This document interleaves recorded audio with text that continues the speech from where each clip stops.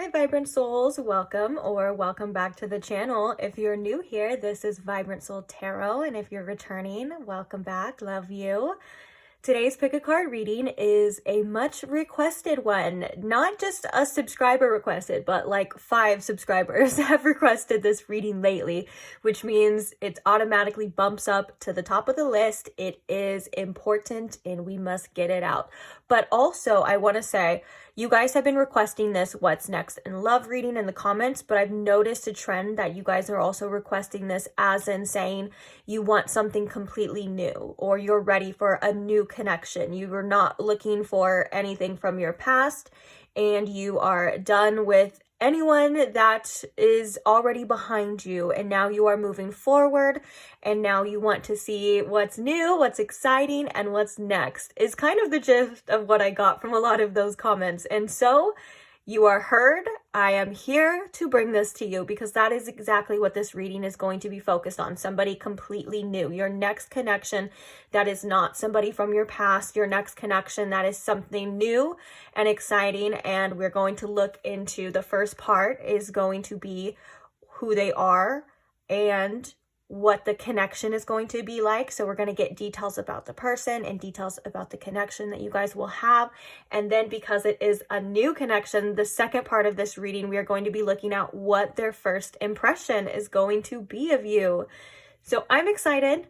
I love readings like this. I have lots of oracles and lots of tools. We're going to get potential initials, potential important months of the year in regards to the connection and them. So I am super excited. Like I said, I can't wait. So let's get into the pile selections, shall we? So today we have these 3 piles to choose from. We're going to start right here with pile number 1. Pile number 1, we have the New Moon Tarot deck. And on top of that, we have this green adventuring heart. Then for pile number 2, we have the Tarot of the Sacred Kingdom deck. And we have this beautiful carnelian heart. And then last but not least, pile number 3, we have the Uncommon Tarot deck. And on top of that, we have this aura-coded howlite heart. So please take your time in choosing your pile. If you do need more time, you're more than welcome to pause the video here. Take as much time as you need, of course. When you do have your pile selected, I will post the timestamps in the description box below for your convenience, along with any other information you may be seeking, such as the channeled songs that are connected to each reading. Those are in the description box as well. If you are wondering the names of any of the decks that I'm going to be using or have used in this reading, that will be listed in the description box as well. I try to put them in the order that they are being used, but sometimes I kind of fail to do that, so apologies if it gets a little confusing, but just trust it's in there. I'm doing my best, guys. And also, if you have any questions, just feel free to check the description box first. You may find an answer in there, and if not, that's okay. Just feel free to comment your question as well. And again, like I said, I'm only human, but I will try my very best to give you an answer as soon as possible, as soon as I see it. Okay, guys? So let's get into it. I can't wait to see you guys at your pile. Bye. Hi, pile 1. Welcome to your reading. If you chose the green adventuring heart, or if you chose the New Moon Tarot deck, either way, welcome. So we're going to set that to the side because we are going to be using that in the next portion of your reading here. But I just want to briefly explain all of the things that we are going to be looking at. I told you guys in the intro, we had a lot to cover. We didn't come to mess around today, okay? We're going to get as much information as possible. So I hope you guys are comfortable. I hope you guys are relaxed and ready. I'm already going to apologize if it feels like I am rushing or if it feels like I'm talking too fast. I'm going to try to slow down as much as I can. But like I said, I really want to get the most amount of information kind of packed in for you in the least amount of time, or at least in a decent time to where we're not here for hours, okay? So with that being said, let's talk about what we got here. So we have 2 different piles of oracles. This pile is going to represent who, so the person that is coming next for you in love. And this pile is going to represent the energy of the connection between you guys, okay? So I'm going to set this one to the side as well. We are going to look at that, but first I want to get as much information about who this person is. So we have some divination dice we're going to be using and asking specific questions. Like I said, we have these pre-pulled oracles, and I even got some little traits here on the side that we're going to look at too that will describe this person as clearly and accurately for us as well. If you missed the intro too, I also stated that we do have, and we are going to look at some significant months of the year. So this could indicate many different things. It could indicate their birthday or zodiac sign, and this could also indicate the month that you may come across them or a significant month in the connection, okay? And we're also going to be getting some possible initials too. So I do recommend, if you feel called to and can and have some sort of journal, you can do that as well too. You will be able to write down the initials and the months, and you can see if this is going to resonate for you in the future, because we are talking about somebody who is completely new. So sometimes our minds only can fathom the things that we've experienced. Like, also be aware too, if you find yourself connecting the dots to somebody from the past, this is intended and it's intentional is what I was trying to say, to be somebody new for you, somebody different. So just notice that our minds are built that way. That even happens to me. Like, sometimes I'll be watching a reading and I'm like, does this fit with this person? This sounds like this person, and it's somebody completely different. Okay, that's just how our minds work. So be aware of that too. Keep an open mind, and let's get into it. So let's look at the cards that we have describing the person. The first card we have is the Mountain. The next card we have is Gossip, with the light attributes are awakens considerations for the feelings of others, honoring trust. And the shadow attributes are thrives on the power of passing on private or secret information, betraying confidences. The next card we have is the first chakra, Archangel Michael, which I think that's going to go right in the glare. So let's do a matte card for that. The next card we have is Vesta with Hearth. I think that's a little bit better for you guys. And we also have the Chiefess, Strength Tested, with the number 8 here. We also have the number 32, and oh, would you look at that? We have the number 33 here as well. Oh, and 35. Okay. Which 35 reduces to 8 in numerology too. So I'm already noticing that we have 2 8s, which it could be significant as well as the 8th month of the year. So it could be representing August. It could also be representing the zodiac signs of a Leo and a little bit of Virgo in there too, okay? Now, before we talk about this too, let's get some more information with the divination dice. I actually realized I wanted to do that first, but you guys know me.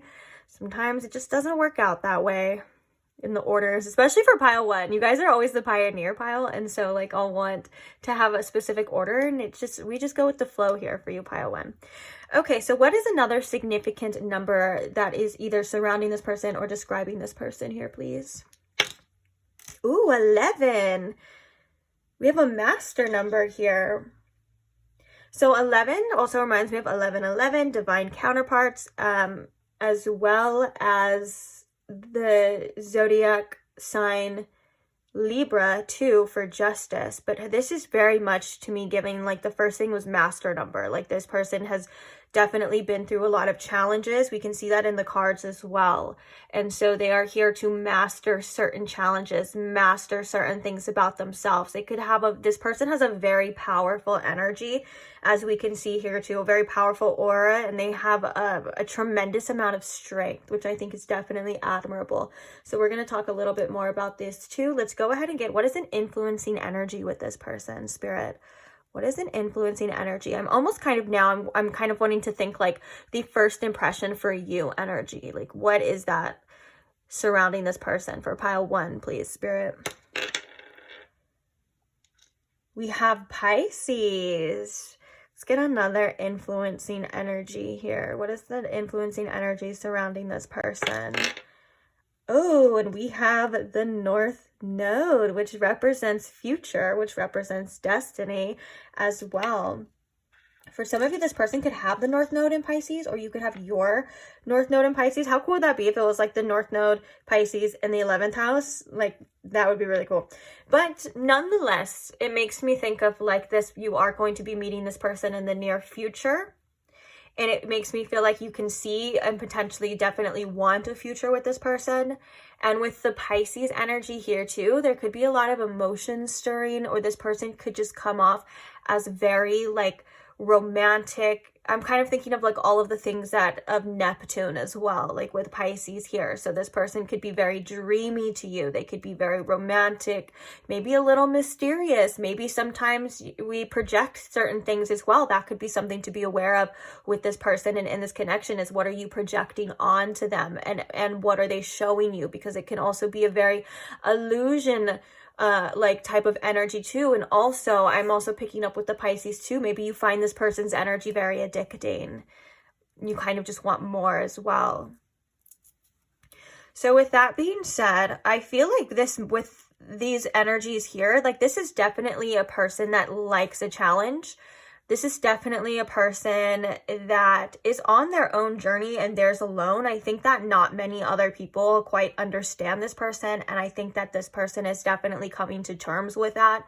That's another challenge that this person has kind of had to realize, is that they're not for everybody, and maybe not everybody is going to understand them or understand what they want, or even how they interact. Like if this person like definitely likes things that they're very passionate about, and that could be something that other people never understood. Of like, why do you feel that way? Or why do you act that way? Or why do you want that? Like, you know what I'm saying? It feels like this person is kind of somebody who's very different in a good way. And one of the things that they're coming to terms with is owning in on that their own uniqueness is something that's really cool and really beautiful. Now, speaking of really cool and really beautiful, I love that this person is all about stability here with the root chakra. It feels like they're wanting to give or craving. For some of you, they could be in different areas of their life. So what I mean to say is either they're somebody who craves stability and security, and I think for most of you too, there's somebody that offers stability and security. And I think that a lot of this is financial. I think that they are in the process, or have been in the process for a while, of working on something or working on their own sense of security in a very like grounded earthly sense, 3D here with this root chakra. So bringing lots of finances, trying to maybe start a business, or they have a business, all of these things that kind of coincide, because I think that financial security is very important to this person. And I think though also I'm picking up on that they are craving security.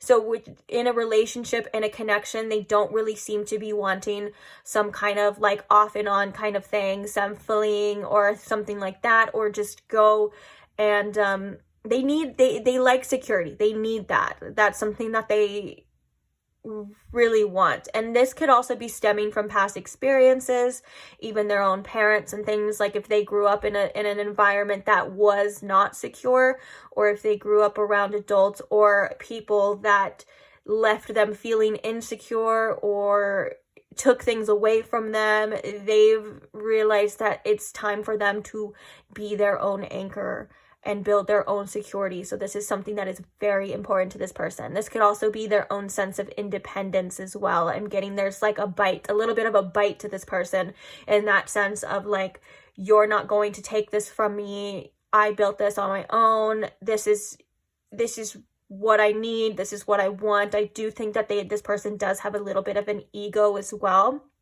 and possibly a little bit of a temperament. And we're just being honest here, right? We're saying all of the things. No one's perfect, right? We all have a shadow side. We all have great qualities, and we all have qualities that sometimes, we don't find so great, and that's okay. We're here to spill it all. I told you, I want to get everything out on the table here for you. So with that being said as well, I do think that for some of you with this gossip card, you may have heard of this person before, whether that's through friends or acquaintances, you may meet them through family or something like that. It's like you could have heard of this person before, but not necessarily known the truth. There could be a lot of people that gossip about this person or have gossiped about this person or maybe even wonder about this person. And so they may make their own assumptions, and it feels like no one really knows the truth of this person unless you are somebody who is very close to them, unless you are somebody who is able to get past these barriers, you know, and break through, which I do think that this is something that you are going to be doing and seeing because it is a significant connection that's obviously coming out for you. Now, I think that this person still does have a lot of inner discovery to experience. I mean, that kind of makes sense for all of us. Our journey's never over and we're always learning and stuff, but it feels like with this mountain too, there's a lot about the heart chakra and about the inner self that this person is still trying to, or still on a road, I guess I want to say, to this discovery too. And I do think that this connection is going to be very significant for that because we have the green heart, which automatically makes me think of the heart chakra as well. And I think of one of the things that this person is going to be needing to do and working on and experiencing is how their actions affect you and others. Okay, there's definitely a lesson here about considering the people around them's feelings. Okay, and I think that this person may have had some sort of hyper independence kind of thing going on before, and so one of the things that I think that this connection is going to be doing for them is breaking down those constructs and allowing this empathy and allowing this love to kind of flow through and to take care of and cherish the things that really matter to you and the people around you. So I do feel like there's like some sort of heart chakra awakening that this person is going to be going through that could be very significant for you and for the connection. What else do I want to say? This person, yeah, I mean, with the Vesta here, it's very adamant that this person has definitely likes the things that they're passionate about. And what I mean by that is if there's not that spark there for this person, they may not find much interest in it. It looks like this person only pursues things and people that they're really feeling something with, and their heart does guide them a lot through that. So I think that's a good sign as well, that there is going to be a lot of passion this person has for you, because this person is coming through as a very passionate person in general. It's almost like if they're not feeling passionate about it, then they're just like, it's not worth it. It's not going to worth my time, or it's not going to last. Like they may try to convince themselves that they could like this, or this is good for me and things like that, but they know the truth. And like on the inside of like, if I'm not feeling it, if I don't want it, then it's not for me. Then I'm not going to, put in enough effort, or I'm not going to complete this. And I feel like this is just like more the relationships. Like this is like projects, businesses, even like maybe platonic relationships. It just feels like if their heart's not in it, they're not going to fully commit to. And another message too with this strength tested, it does feel like this person has definitely been through a lot in their life, and it feels like one of the things that they may tend to do unintentionally is carry a lot of this baggage. Like there could be issues with trust with the gossip card and the strength tested too. Like this is something that this person is learning to work through, and I think being vulnerable is something that this person may find challenging at times too. And it's just something that I think they're naturally, that naturally happens as we go through things. And like I said, I think I said that before, right? Like one of the things is like breaking down barriers, breaking down constructs that this person is going to be learning in this connection, which is really cool. But I do think too that this person carries a very strong masculine energy. They don't have to be a man, but they're very in touch, and their masculine energy comes very natural to them, like to be strong, to be providing, to protect, even if it's like protecting themselves and things like that. And I think that a beautiful balance is needed in their life when this connection comes in. So the beautiful balance of these emotions, this kind of feminine energy here of like being nurtured or needing to nurture, you know what I'm saying? I think that they're really good in their masculine energy, and that's where they're comfortable at. But when it comes to the feminine energy inside of them, that's where things get a little tougher for this person. So let's get some more traits here. Let's see what these have to say. The Spirit, can you describe this person for me in pile 1 before we move to the connection, please? Pretty, pretty, please. Oops. Your ring almost fell off. Almost lost it here. Okay. Feels right. Feels right. Let's get it.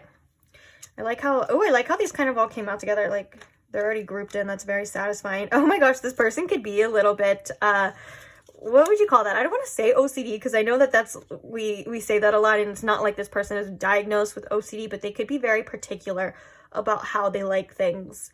They could also be prone sometimes to putting things in a box of like, this goes here.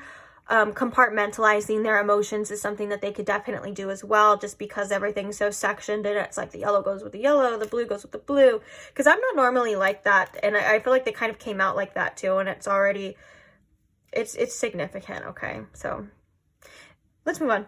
So what are some traits that describe this person? We have quality time is definitely a love language, so they're definitely going to want to spend a lot of time with you. And that's something that they feel really good about too. If you want to spend time with them, they're like, wow. I think especially from coming from you too, they're like, wow, pile 1 wants to spend time with me. Like, no way. That makes them feel really good. Okay, so we have Libra too. We were talking about Libra with the number 11. So Libra could be a very significant sign. It could also maybe represent for some of you too the month of October. I always think of October when I think of Libra, which Libra is, I think, at the end of September. But when I think about Libra's month, I think about October and Halloween time, things like that. So that could be significant as well.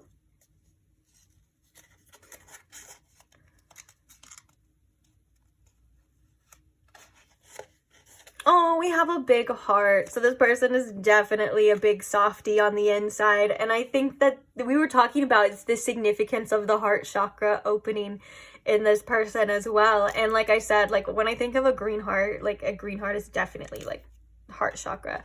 So this person does have a big heart and a lot of love to give.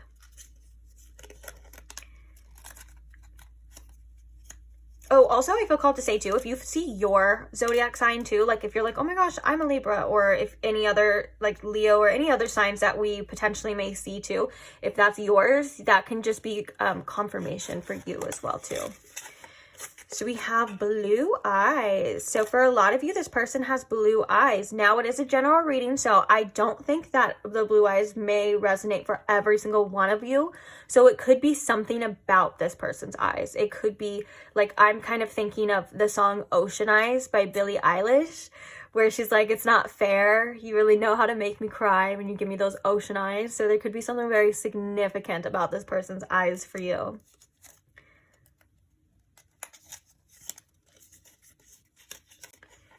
And we have words of affirmation. So I'm hearing that this person likes the words of affirmation, but mostly like they are somebody who is very encouraging through words. And okay. And also Spirit saying that they take a lot of things to heart. Like not even just words of affirmation, like on the other end, like if there's things that are said that are negative, it's not that they like internalize it, at least not anymore, but they really take what people say to heart. Like it almost like your word is everything to this person, like your promise and all of those kind of things. It feels like it's very important to this person, especially when you guys get closer. And also this person could just like to pump you up too. Like that's what I'm also hearing as well. Like they're like, there'll be somebody who will root you on, or is that how you say it? Root you on? You get what I'm saying. Cheer you on. So we have the 9th house. The first word comes to mind when I open that with the 9th house is knowledge. Whether there's a lot of knowledge to uncover, or this person has specific knowledge that will be helpful for you in your life, in your journey as well. There could be a lot of things that this person likes to learn. This person could like to travel, want to travel, or be well-traveled as well. This person could also live at a distance from some of you too, at least maybe for a little bit for some of you. Like they could have a different background, someone that you're not used to, whether they're from a foreign country from you or they grew up very differently too. So if you guys are from the same place, they could just have like a completely different background that's like foreign to you. Like their family could be different, they could do things differently, and so on and so forth. You could also potentially meet this person with the 9th house, maybe in some sort of learning place. Like I want to say that, I don't know how to describe it, because I want to say more than just school. Like if you meet this person through school or somewhere where you're learning, or there's somewhere where you're practicing some sort of like church, you know, these things like that. But I'm thinking that also that it's definitely describing how this person sees the world too.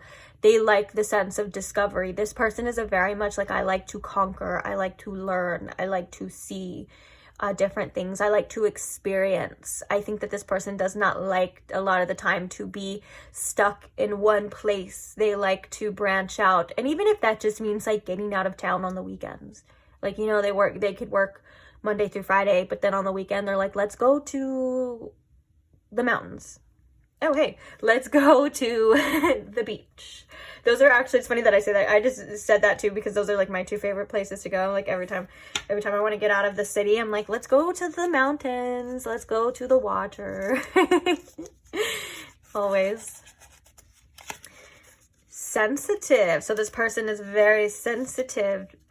Oh, and I'm hearing too that they with all of this strength energy too, they may put on some sort of a front for that as well. Like they may at first not show how sensitive they are, but the fact of that strong message coming out with they take your words to heart, like they could be easily like hurt or potentially like uplifted by your words, does signify that they are very sensitive as well. And we have 1st house. Interesting. So we have the 9th house and we have the 1st house coming up. You know, when I think of 1st house too, I think of self-discovery. I think of, I mean, the 1st house is basically all things about the self. It's all about you, and it's also how you show up to the world, and it's about your looks. So this person could be wanting to look very good, really focused on what works for them. It's the direct opposite of the 7th house, which the 7th house is how we work with other people and other types of relationships. So this person could just be really focused on their self at the time that you're meeting them. We were kind of seeing that energy before, if this person does have some sort of like hyper independence, or they're very much trying to be independent on their own because they don't like relying on other people too much. And that can also even be like for emotional like needs and stuff too, because they're a little fearful of getting disappointed. So with that being said, I think that they hold a lot of value in their self too. Oh, and don't get me wrong, this could also indicate 1st and 9th house synastry. So you may have 1st or 9th house synastry with this person too.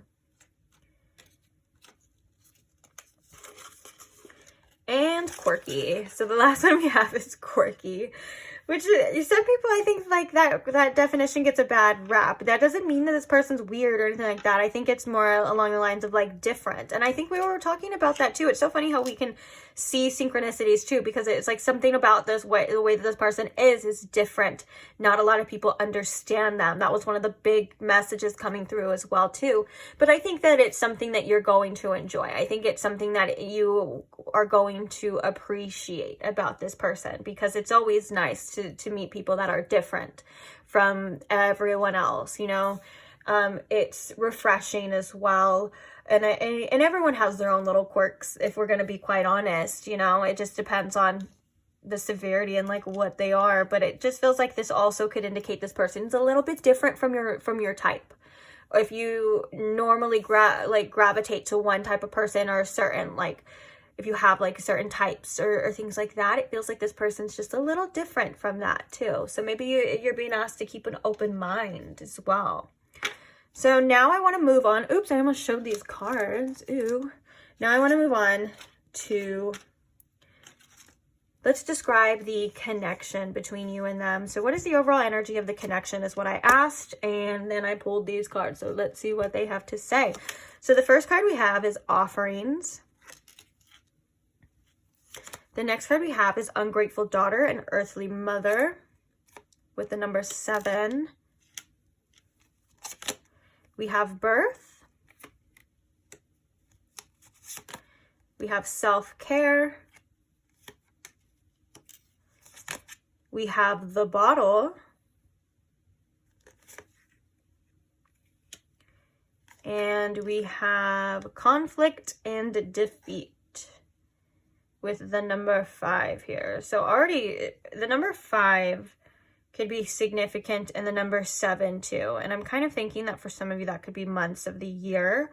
Like the number 5 could be May, and the number 7 could be July too. So that's also the zodiac signs of Cancer and Taurus. Oh, and then I think, yeah, July at the end is more Leo energy. Sorry, I'm trying to get these to where we can see them all and I can talk about them as I'm trying to talk and multitask at the same time. You can tell that that's not going very well, is it? So let me adjust. Oh, also the number 13. You know what? These are just going to, every time I move, these are just going to be crooked, and we're just going to have to accept that, aren't we? Sometimes we can't always get what we want. Okay. Can you see most of them? Maybe not so much this one.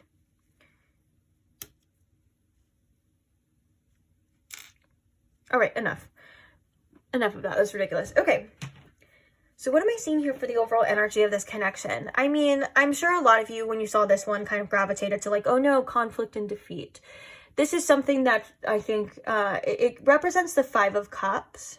And so one of the things that I think is going to be a challenge, whether that's for both of you or for this person, is potentially staying optimistic.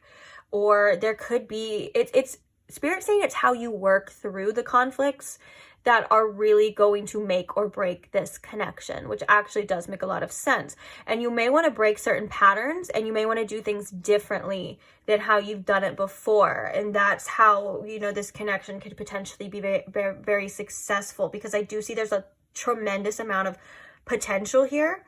And it's also important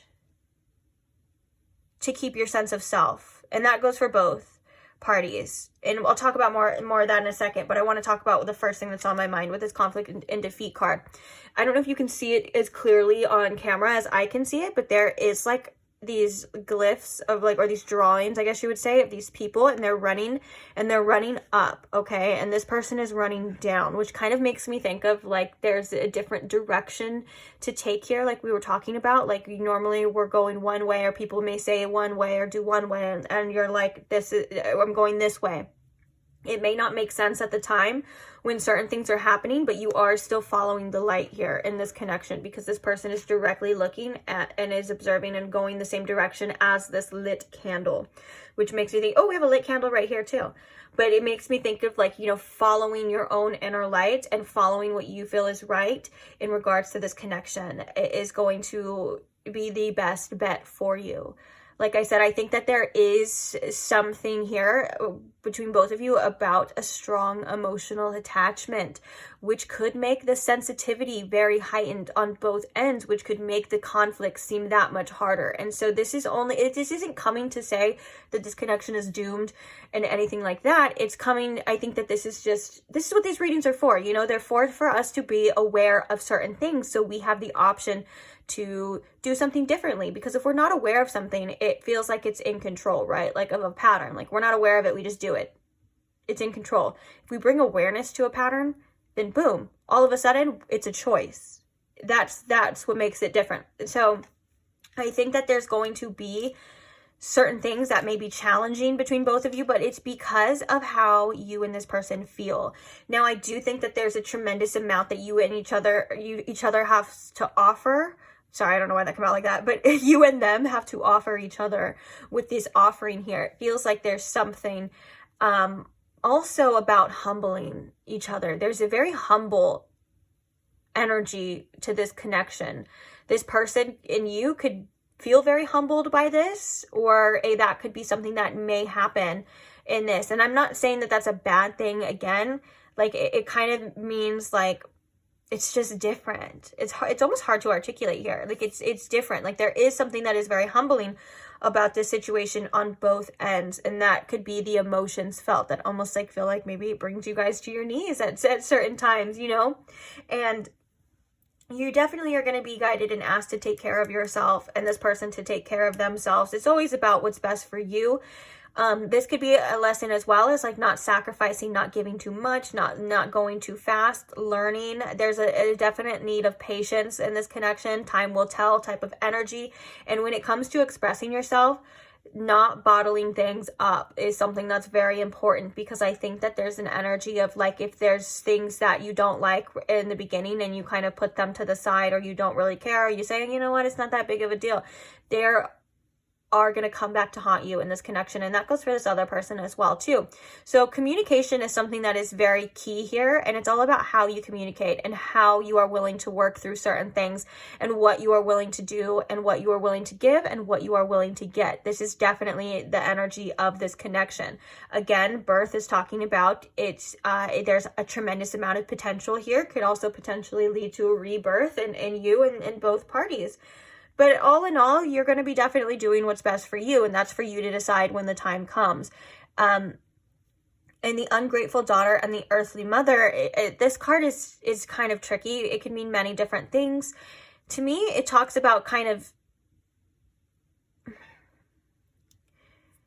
in this connection, actually, let's talk about that. In this connection, it feels like there's a sensitivity to not being appreciated. It's almost like there's an over heightened sensitivity to the fact of like, you may be looking out. And I'm not even talking about you. I'm talking about, when I say you, like, I mean like you guys in general, because it's two people, right?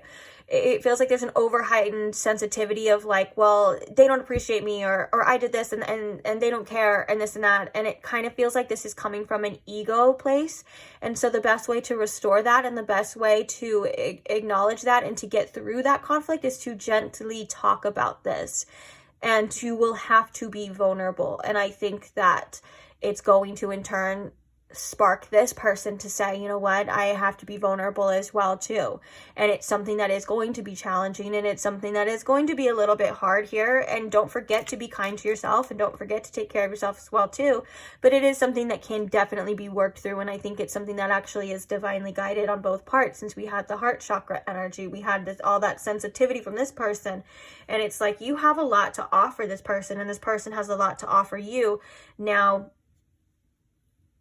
only time will tell where this leads and if it's going to be reciprocated. But don't worry, like, regardless of what happens, you know, you still are going to be loved, at least by spirit, you know, and by yourself. Having a strong sense of self and self-worth is something that's going to be very important here as well too.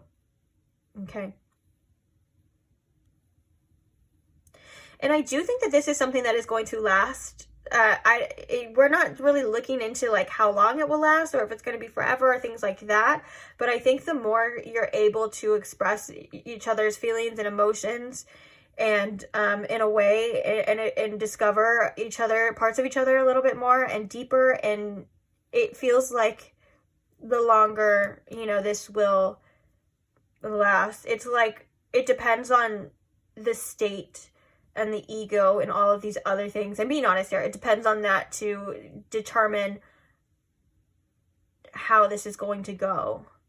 And maybe that's why communication and choices are something that's very important, and not letting things bottle up and burn and fester. And if you feel appreciated, then great. And if you don't, then communicate that. And if it's, you get what I'm saying. Like, these are all things that kind of just naturally go. And I feel like Spirit's also, giving it to you this way to remind you that it's only time does tell, to remind you that it is all about our choices in our minds, and our mental health, and all of these things are very important, and how we take care of ourselves influences how things play out, and it influences how other people see us and take care of us. Okay, so when you are in your best energy and in the self-love, and you know what you deserve, I feel like it's gonna step this person up to say, hey, like, I gotta, you know, I gotta offer more, I gotta do this, and vice versa, you know, and just not being afraid to talk about it, not being afraid to have those hard conversations, not being afraid to fail, is all of these things that are themes here for you and for this connection, okay? So I am going to wish you the best of luck. Let's get some significant months, and then we're going to do the second part, which is their first impression of you. So that's cool. We're going to end up on a little bit more of a lighthearted. I don't mean to be so intense with this reading. It kind of is coming out a little bit more intense than I thought, but you know, there's nothing wrong with that. Especially, I feel like one of the things, too, that I'm seeing here in a theme here is that there's going to be a lot of emotions. There's going to be a lot of love. There's going to be a lot of potential for a fulfillment. Like, you know, there is going to be a lot of that, which we have to look at it as now. There's another end of the spectrum, too. So when you are feeling so good and so high, and this person is, like, the best and all of that, you know, there's also, it is creating a polarity. So just finding a balance and being able to accept and to work through and to overcome, I think is important here, okay? So what are some significant months, Spirit? November, Scorpio and Sagittarius. So in November is a significant month for this connection. Any other significant months here? I just realized I'm filming this in the month of November. Oh, we have July again, which I knew with that 7 too. That 7 was standing out to me, and I was like, there's something about the month of July here. This could also indicate a Cancer or Leo as well. Let's get one more for you guys. Significant months, Spirit. Significant months. Where are we at on the time? Okay, yeah, I might have to upload and then redo it just so it doesn't cut me off for you guys in the next part. Okay. And March. Ooh, Pisces. Oh, this person could definitely be a Pisces as well. So Pisces and Aries. And then we also have February at the bottom, which I will take with Aquarius and Pisces. More Pisces again. Okay, there we go. Love that. So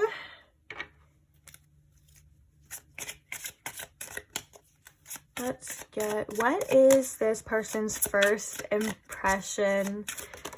I could have, you know, I'm kind of thinking, like, I could have just did this in 2 parts, like 2 different readings, but here we are, all of it for you. So we have the 7 of Swords. We have the 10 of Pentacles. Okay, so the 7 of Swords makes a lot of sense with the gossip. That energy of, like, this person is, like, may have a hard time trusting. Okay, and we have the 8 of Swords. Let's get one more out here. Spirit, what is the first impression of pile 1 to this person? We have the Knight of Wands. Bottom of the deck, we have Justice. It's coming in reverse, but Justice. Oops. Almost dropped that. Okay, so yeah, definitely I feel like with their first impressions or their first like energy into this connection, they're definitely on the lookout for shady behavior. I think that this person is like, oh my goodness, can I trust this person? Is this person who they say they are with the 7 of Swords here too? Also, another message with that is that their first impression, they may be really good at like hiding how they're feeling, or they may come off as like really more reserved. Like maybe they could come off as like they don't care or like things like that, because the 7 of Swords is also about like hiding things. And so with that being said, they're definitely feeling this passion for you with the Knight of Wands. There's definitely a strong attraction on a sexual and even like magnetic level. Like they definitely are feeling those feelings here too, but they could come off as more reserved. But I do think too, the initial the 7 of Swords is like this person may have to feel like they have to protect themselves, or they are like kind of on a lookout. I don't know if I can trust this. This person may seem a little too good to be true. You know, they're talking about you, obviously. Seem a little too good to be true. They definitely seem to kind of be protecting something here, looking out for any type of shady behavior. and so on and so forth. But then we have the 10 of Pentacles here. It feels like this person's like, okay, their first impression is like, I feel comfortable with you. I feel like maybe for some of you, they felt like they've known you before. And also it kind of feels like they're like, I can have a future with this person, or like this person, I can see myself, you know, developing the future here. And I think that this could also indicate like maybe this person's like, oh, we could have a family too. I know it's first impression. I know. But the 10 of Pentacles is like end game. It's like stability. It's like generational things, you know, it's future things. So I gotta call it like I see it, you know the drill. But yeah, I definitely feel like maybe for some of you too, you could meet through family. That's also a message too. Like maybe it's just like your family or their family, you know, and you meet them through that type of thing as well too. That could be a possibility for some of you. But all in all, I think that they're like, all right, I want to see more here. I want to see where this is going to go. I want more of this person with the 10 of Pentacles. And it's like, they're definitely going to want to see you again for sure. And then with the 8 of Swords, I think that's kind of cute too. I think that, oh, we have another 8 here too. So 8 could also be very significant, and another 7.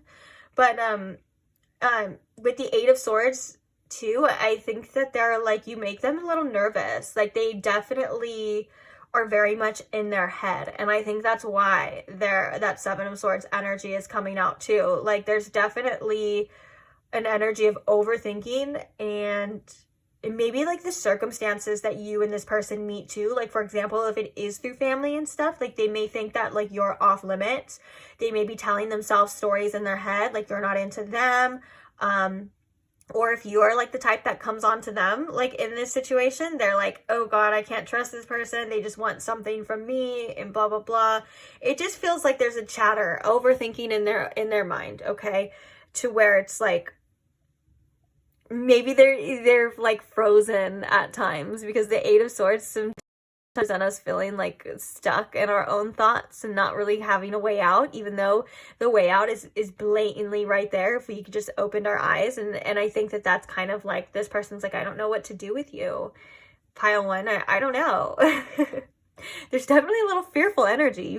You definitely make them think a lot. And also this could also represent maybe they're kind of worrying about like how they're looking at the time. Like this could also be insecurities, things like that. It feels like you're making them a little uncomfortable, and I don't think that that's necessarily a bad thing, especially in this first impression. I think it's just like they may just want to be impressed. Oh my God, someone just said I was mad impressed when I was going to say that. I don't even talk like that, so I never say it like that. But so they could just be like really impressed, but also very nervous. And then like we were already talking about the Knight of Wands. We know what that means. They're sexually charged. They're like, I'm feeling this passion. I'm feeling this connection. And so I think that the Knight of Wands coming last as well too, because we have all of this like in their head energy. And I think that this is when they finally start to feel more comfortable with this first impression. I think that they finally start to get out of their head and start following that hearth energy, you know, that like sacral energy of like, okay, like this person. Okay, so it totally cut me off like mid-sentence. Sorry, I don't know what I was gonna say, or I don't know what I was saying exactly when it did cut me off, but I did know that it was probably a matter of time, because this video was very long. And so I appreciate you for staying through the longness. I hope you guys are entertained as well. But let's get back on track. I just wanted to sum up. It feels like their first impression. Oh, there's another message here too, that it kind of indicates that their first impression is not the clearest of you and of your intentions. And I think that that's telling to further down the line, this person is going to see things about you or feel things about you that are going to prove them wrong. So for example, like we were seeing, like this person is kind of like, well, I don't know if I can trust this person, or they're being very protective. And then so they're going to be having their own realizations down the line that kind of show them that, wow, this person is a lot different than what I thought they were, or this person is a lot deeper than what I thought that they were, you know, or they're just not here for a hookup, or they're not here to hurt me. You know what I'm saying? It feels like this person's, especially with the 8 of Swords and the 7 of Swords, it feels like this person's first impression isn't necessarily the truth of you, kind of just a projection. So I think that's important to know in this next connection for whatever reason. Nothing that I think you necessarily have to do. Like, you don't have anything to prove or to prove to this person. It's something that's kind of natural as well. And to sum it up, I do think that you do make this person like nervous for whatever reason at first. And, but there's definitely an attraction there, to say the least. So, yeah, that ends that portion. So now I just want to quickly, let's get any possible or potential initials for you. So like I said before in the beginning, if you have a journal or if you have something that you would like to write this down later to see, definitely I would do that.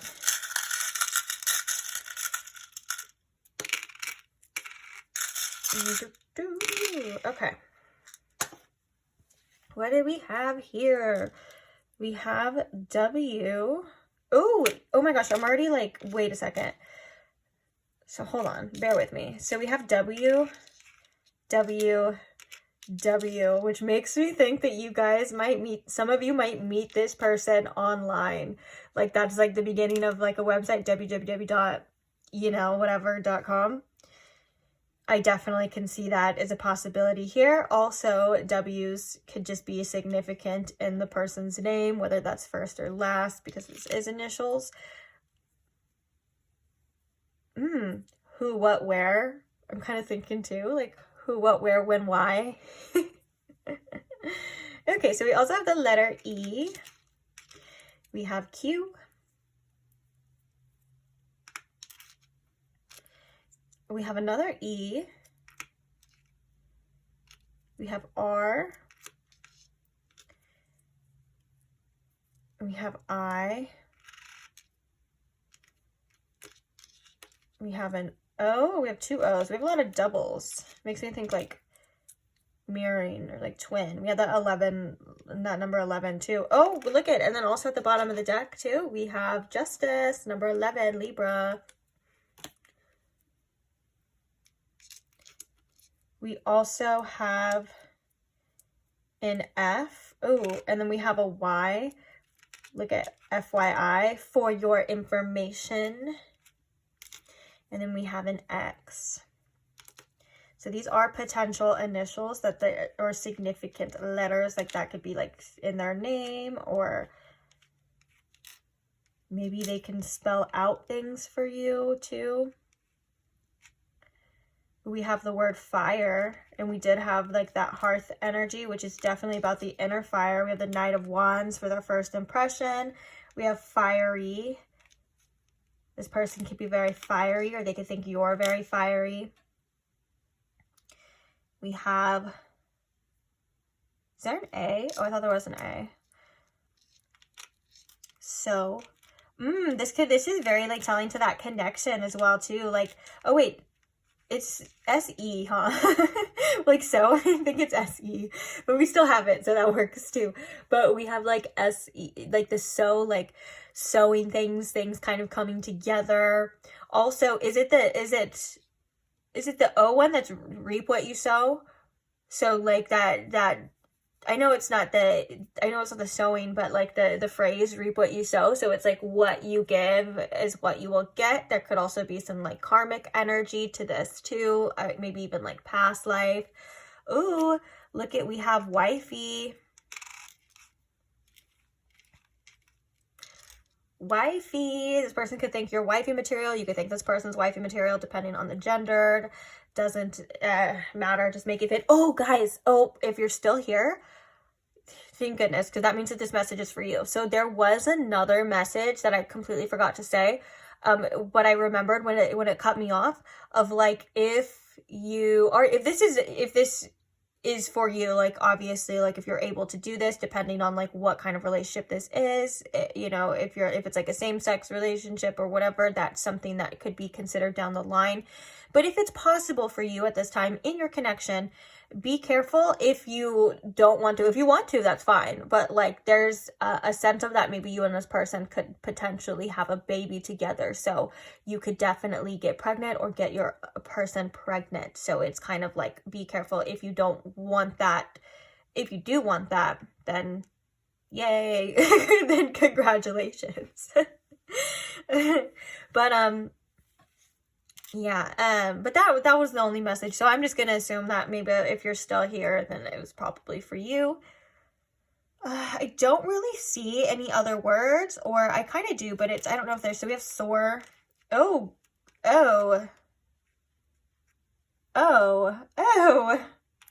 because stop. So we have soar, and then this way we have sex. So this, I'm gonna let you put that together. I don't think you need to have me explain that, but just know that there's definitely is probably going to be a little rough if you like that, or you might be just sore after. I said I wasn't going to explain it, and I'm like explaining it for you. You get it.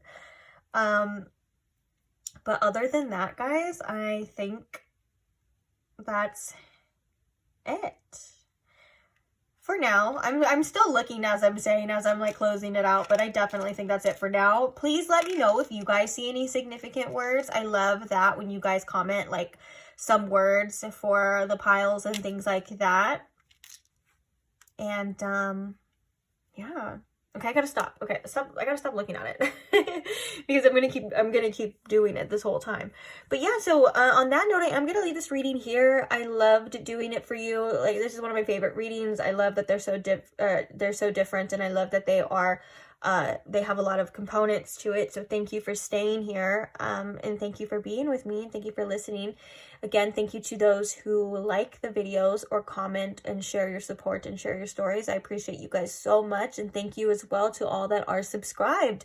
Couldn't do it without you, and I love you guys, and I can't wait to see you guys in the next reading. So if you are not subscribed but you want to see the next one when it comes out, feel free to do that now if you want to, of course, and I will see you there. Bye! Hi, Pile 2. Welcome to your reading. If you chose the carnelian heart with the little druzy center, or if you chose the Tarot of the Sacred Kingdom deck. Either way, welcome. I'm going to set that to the side because we are going to use that in the last portion of the reading. So I'm just going to quickly explain here what we got going on. If you missed the intro, I did state that we had a lot to cover, and I was not joking about that, okay? We didn't come to F around in this reading today for you, Pile 2, because we are going to try to get as much information as possible about the person and about the connection. And then the last part of the reading, we're going to be looking at their first impression of you, because this is all about a new person, a new connection. If you missed the intro as well, this is about what's next in love, but what's also new. So if you are not wanting anyone from your past, this is the reading for you. And if you're also wondering what's to come, who's the next connection, what's it gonna be like, this is also the reading for you. So glad you are here. We got 2 piles of oracles. I do want to state, you guys got a tremendous amount of oracles in each pile. Like, they were coming out and I felt called to keep them. So I'm going to try to get through this kind of as quickly as possible because we have so much to cover. But I am also going to try to not talk so fast for some of you. And apologies if it does seem like I am rushing through this. I'm definitely not. I just want to give you guys the most amount of information in the least amount of time possible, because we all have lives and we have things to do, and you don't want to sit here for 3 hours about a connection, right? Am I right? Okay, so this pile right here of oracles to my left is going to represent them. So this is going to be a description of who? The person. This pile of oracles, which we will look at after we look at this one, is going to represent the connection, the energy of the connection, things you need to know, what's it going to be like, what's happening, all of those kind of things. So I am going to set this just to the side for a second. We also have different tools that we're going to be using to describe this person as well. I have some questions that we are going to get answered with the divination dice. And then we even have little more descriptions to go along with the oracle descriptions of this person. I know, guys, it's a lot, but let's get into it, okay? It's necessary. It's fun. Let's do it. So today we are asking, who is next in love for you in a newer situation? So nobody from your past, not your ex, not anyone else. This is going to be the next new situation for you. So I'm going to start, we're going to start with the divination dice for you. I'm feeling that kind of way. So I have a couple questions, just simple little questions, like what is the significant number in regards to this person? Now, this could be many different things. I am going to look at it more on the terms of a numerology, but we're going to try to get all the messages through too, okay? So what is the significant number for this person coming into pile 2's life? This person, this next romantic connection for pile 2. Oh, 10. Okay. Okay, so the first thing, I know I said numerology, but the first thing I think of with 10 is October. So the month of October could be significant. That's also with the zodiac signs of Libra and Scorpio, which, don't get me wrong, we're going to have plenty of other chances to get other messages for zodiac signs, so we're not going to get too hung up on the first one. But also the number 10 makes me think of completions. It does make me think of future energy too. And it also makes me think of the Wheel of Fortune. So let's talk about the future energy. When we think of tarot, we think of the 10 of Pentacles, the 10 of Cups, the 10 of Swords. Those are like the end games of the suits, right? So this could also represent this person, you know, and you having a future together. But also it kind of makes me feel like there's something coming full circle here with the number 10. Some realizations, something coming to the surface. And also the Wheel of Fortune here is like fated energy. A lot of the time it's like things that we can't control. So this person is very much has like destiny surrounding them on a spiritual energy. And also I think that this is a connection that is very fated, meant to come across each other for divine reasons, whether that is because you guys are meant to be together, or because, you know, there's spiritual evolution here, or it could also be like past life situations where there's still like some karma that needs to play out. It could mean so many different things. We're just getting started, like I said, but it does make me think that this is a very fated destiny type of connection. So what are some influencing energies that this are surrounding this person, that this person kind of brings? I'm almost kind of thinking like with this question here, almost like a first impression. Like what kind of energy do they exude, Spirit? Does this person exude, especially to pile 2? Okay, we have the North Node. Okay, so we have more future energy, future and destiny energy. Are definitely two key words that come with the North Node. Is definitely like what's meant to be, like your destiny, where you feel led. Also, you guys could have North specific or significant North Node synastry in your synastry charts, which of course you would need to know them first. But the North Node is all about, especially in a lot of astrology decks, it talks about the future. It talks about where we're headed. The South Node is like what we're comfortable with, where we've been. So this is definitely, again, more confirmation that this person is either going to be a part of your future, or you may meet them in the near future. And the energy that they exude, being North Node with the 10, makes me think that this is somebody that you're going to want a future with, that you're going to want some stability with. This is somebody that is, again, you're destined to meet, destined to have this relationship and let it play out, you know? So what is some other energy or specific zodiac sign energy that they may exude towards pile 2? This could be their zodiac sign as well, but it doesn't have to be, okay? So what is this energy that they exude towards pile 2, please, Spirit? Aquarius. I like how that kind of took a little while to figure out too. That kind of makes me think that this person may take a while, or you may take a while to figure this person out. Like you're kind of waiting to see. I felt like, I know that was only like 2 seconds. I don't know about you guys, but I felt like I was like, okay, is this gonna land on something? So Aquarius energy could be very significant. They don't have to be an Aquarius energy, but when I think of Aquarius energy, I think of just somebody who's very unique. I do think that this is somebody that also has some sort of big picture thinking, but I'm getting for the most of you, it's just very different. This person could seem a little bit out there, or they could seem a little bit unusual compared to your normal type, if that makes sense. Like if you're used to a specific type of person, this person could come through and be a little bit different. But also, you know, I'm thinking of like Uranus and innovation as well too. So there's like some kind of like it almost is like some kind of like awakening energy on that aspect too. So this person is just very different from what you're used to. That's the energy they exude towards you, is somebody who's very different, somebody who's unique. I think that this is somebody as well that you may admire for certain characteristics about themselves. You know, there's just, it just feels different. We'll just leave it at that, okay? But yeah, we have a lot of future energy too. And you know what? Aquarius is all about the future. It's all about the what's better for the future, breaking down old constructs of what was and saying, hey, you know what? That didn't work. We lived that for so long. We did that for so long. That didn't work. Now it's time to build something new. I love that for you. I love that for this energy already, for this connection. That's exactly what we were hoping for. That's what we're looking for, something new. So let's take a look and describe them. Oh yeah, that's right. You guys got more cards than I think anyone else, especially in this. What was interesting is when it came to the connection, when I was pulling the oracle cards, the reason why I felt called to take them is because they kept coming out in twos. And it was, we'll talk about that when the time comes, but it was really interesting. It was like they were meant to be doubled. So we'll see. So the first card we have coming out that describes this person is we have the Anima Mundi. Wow, that's a first card, all right.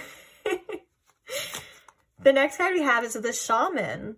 Trust the path, the number 5. This is also corresponds to the Hierophant as well. So we have Taurus energy with the Hierophant in the tarot. We have Taurus with cultivate here. That's hilarious. We're just going to keep moving on. Okay.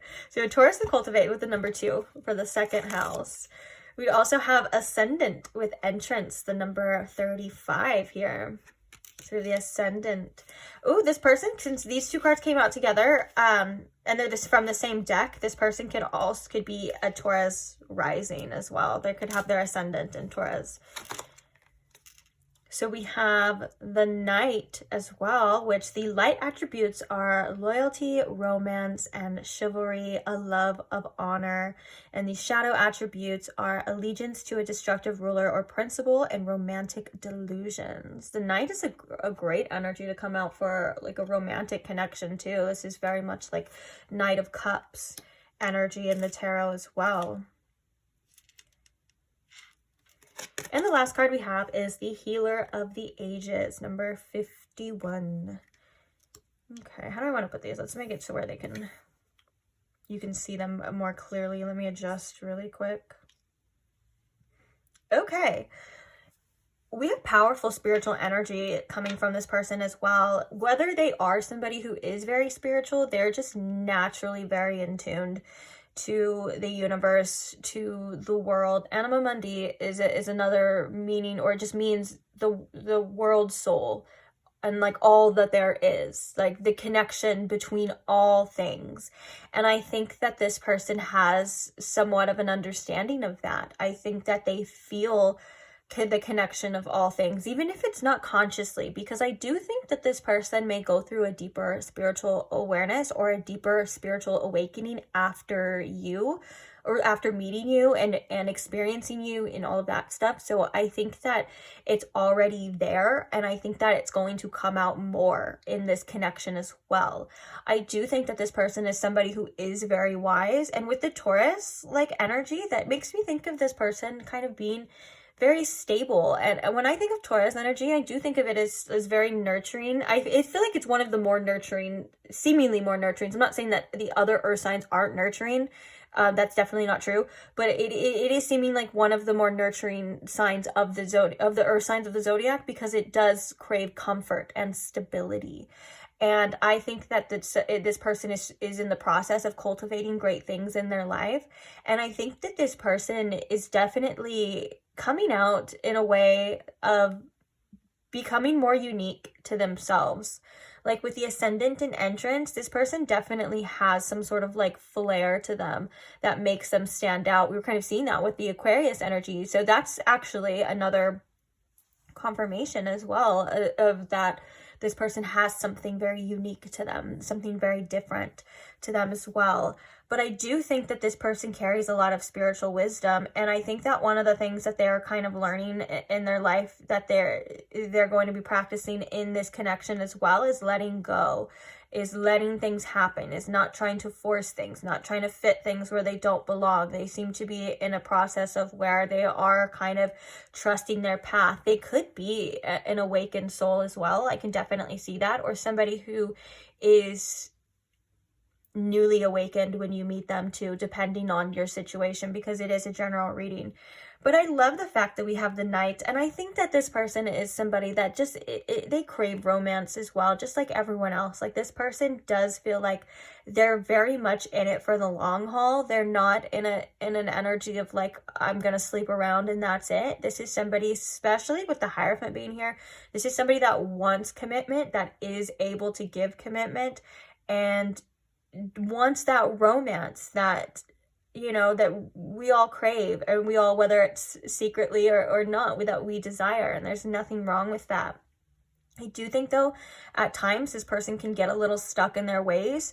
I do think that they have a way of viewing the world, and sometimes it's not biased. I mean, sometimes it's not as open-minded as they may come across, and that's something that they are working with, and I think that you are going to help them open their mind a lot more to a lot of different things. Especially with the Taurus energy, I think that sometimes they can come off as a bit stubborn or maybe a little bit hard-headed, but that's not because there's no bad intention behind that. They are somebody who is very proud of who they are too, and they're somebody that I think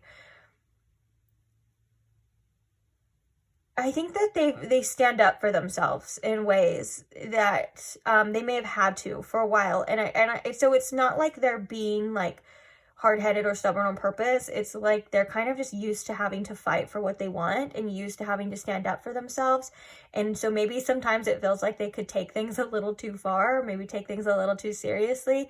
And it feels like there's something here in this connection that you're gonna help them with, like, lighten up, if that makes sense.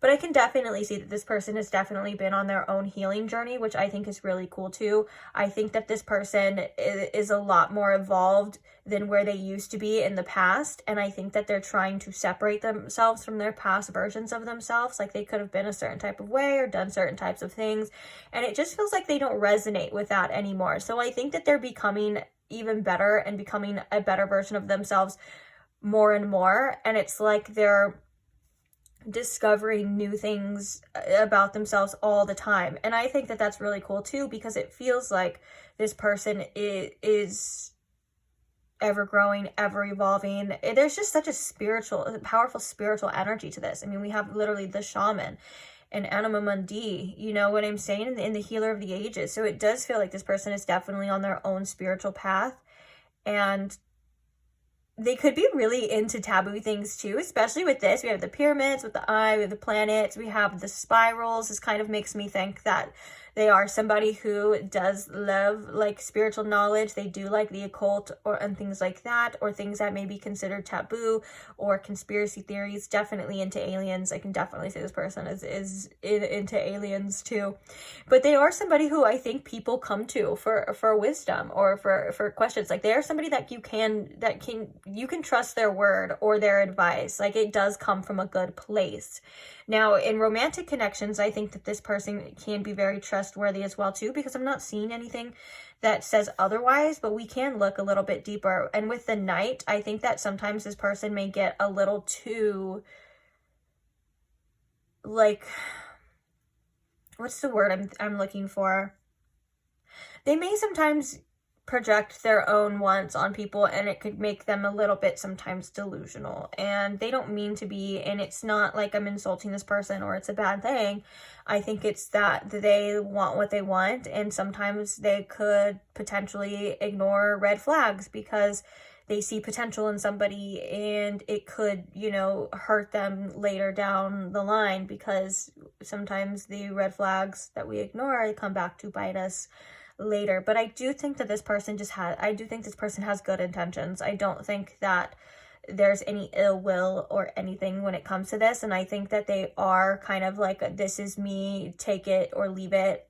I wear my heart on my sleeve type of energy, which I think is really refreshing and I think is really beautiful. But sometimes they can be naive, and sometimes they can get caught up in the dream, or they can get caught up in the idea. And so with that, it comes with lessons. I do think that this person has learned a lot of tough lessons in life, or they wouldn't be represented as the shaman or the Hierophant here as well. Like the shaman and the Hierophant are have wisdom because they've learned, and that could, you know, come from spiritual, you know, wisdom, like through clairs and psychic abilities, and a lot of times that it can also come through experience. So I think that this person may have both under their belt, and it feels like they're kind of coming in with this wisdom, and it's not gonna hold them back per se, but they are gonna be extremely aware of things, and sometimes that can make it a little bit more difficult because that stops us from being able to trust the process a little bit more. But I don't think that this is going to be too much of a problem. I don't see that this is like hindering this person. I think that they are just making sure that they're not trying to repeat any past cycles or past scenarios that they don't want to repeat. It feels like there's a newfound sense of awareness to this person. So I am getting, again, this person could be newly spiritually awoken, or just spiritually awake when you see them. And if that's something that you're not used to, like maybe for some of you, if you date people that aren't, or you find it very hard to find people that are spiritually awoken or open-minded like this is maybe that Aquarius energy too, where it could be different for you as well. You're like, wow, I'm not used to somebody understanding things the way I understand them, or sometimes even seeing things the way I see them as well. But I think that this person right now is in the process of creating some sort of stability for themselves, but also with the cultivate and the Taurus energy, the main stability that they're creating and owning in is a sense of self, their own sense of self and their own sense of worth. And they're learning that it comes from them and not other people, even though they're recognizing the want for other people. And I think this person wants marriage, and I think this person wants those things and those end goal things and that future here as well. But they're also, you know, realizing that it starts with them. A lot of learning about self, a lot of healing. And with the Ascendant being labeled as entrance too, I think that this is like this person's still getting to know this new version of themselves too. I think that they're still discovering themselves more and more as well. But very spiritually connected, very in tune with the divine and in tune with the earth here with Taurus too, which I like. So let's get some other little descriptions, and then we'll move on to the connection. So what's the connection energy?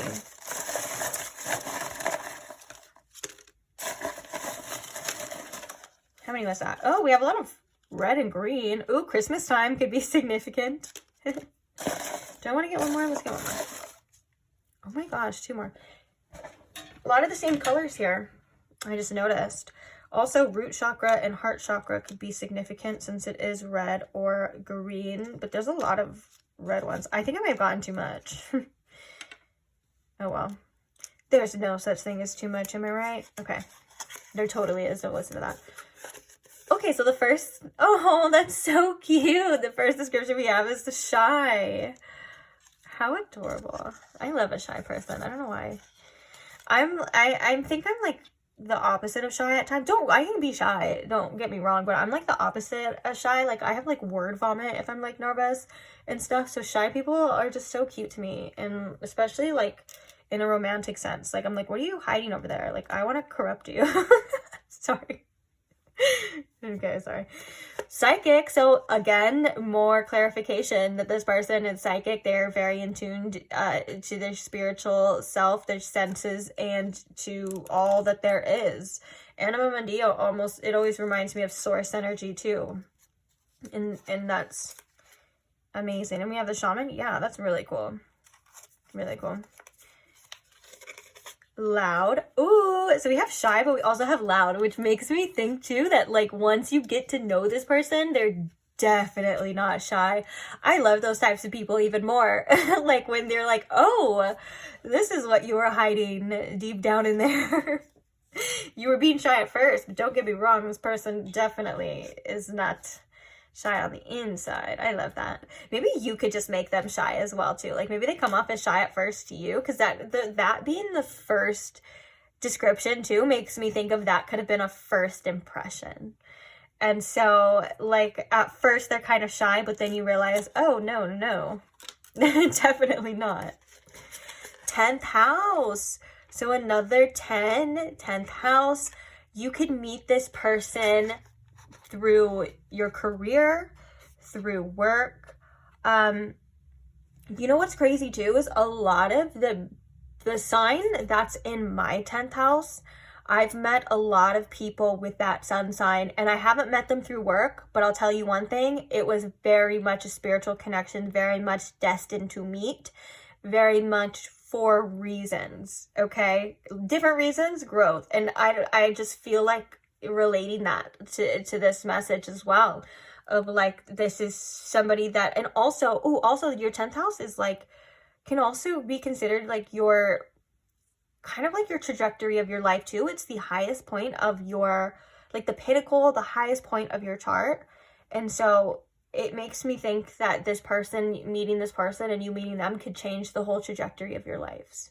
Not to sound dramatic, but like in ways that are probably subtle at first, but then eventually you'll see, you know, the reasons, you'll see the meanings, you'll see what it actually is too. So the next description we have is Leo. So we have significant sign of Leo coming out for sure. Oh, 10th house too is also, wait, why do we have, it was Aquarius. We have Gemini here now for some reason. I was trying to remember what sign it was on the dice, and I was like, wait, that's not right. But 10th house is also Capricorn energy too. So we have, and we can't deny that these two cards also represent Taurus. So we have a lot of zodiac signs coming out. I know it's a general reading, so try not to get too caught up on that. So we have practical, which is so funny because this is like the red. Did I do that on purpose? Honestly, I made these so long ago. I may have done that on purpose because I was like, practical with the red is like grounded, like root chakra. And then Leo with the red is like fire. And so now I'm like, oh wait, I may have done that on purpose. Oh goodness. Okay, we'll just ignore that. But I think that when it comes to relationships and when it comes to things, even though this person is very psychic and spiritual, they have a very practical sense. Maybe at times this person doesn't even believe a lot of the gifts that they have, because sometimes they're hard to explain. I know that that's something that's very common with the people that are especially very gifted, because it's like, you're like, oh, well, maybe I just knew that, or maybe you just try to find a reason for things too.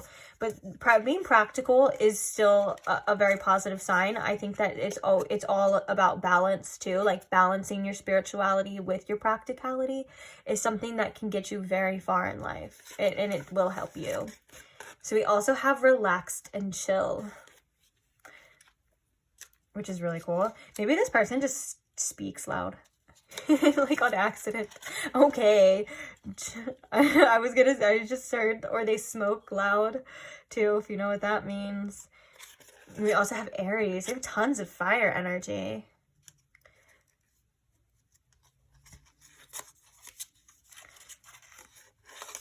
And educated. Ooh, especially with that Hierophant. Yeah, this person is definitely, like, they have a lot of wisdom. And they could just be very smart, too. Emotionally mature. We love to see that. Oh my gosh, we love to see that.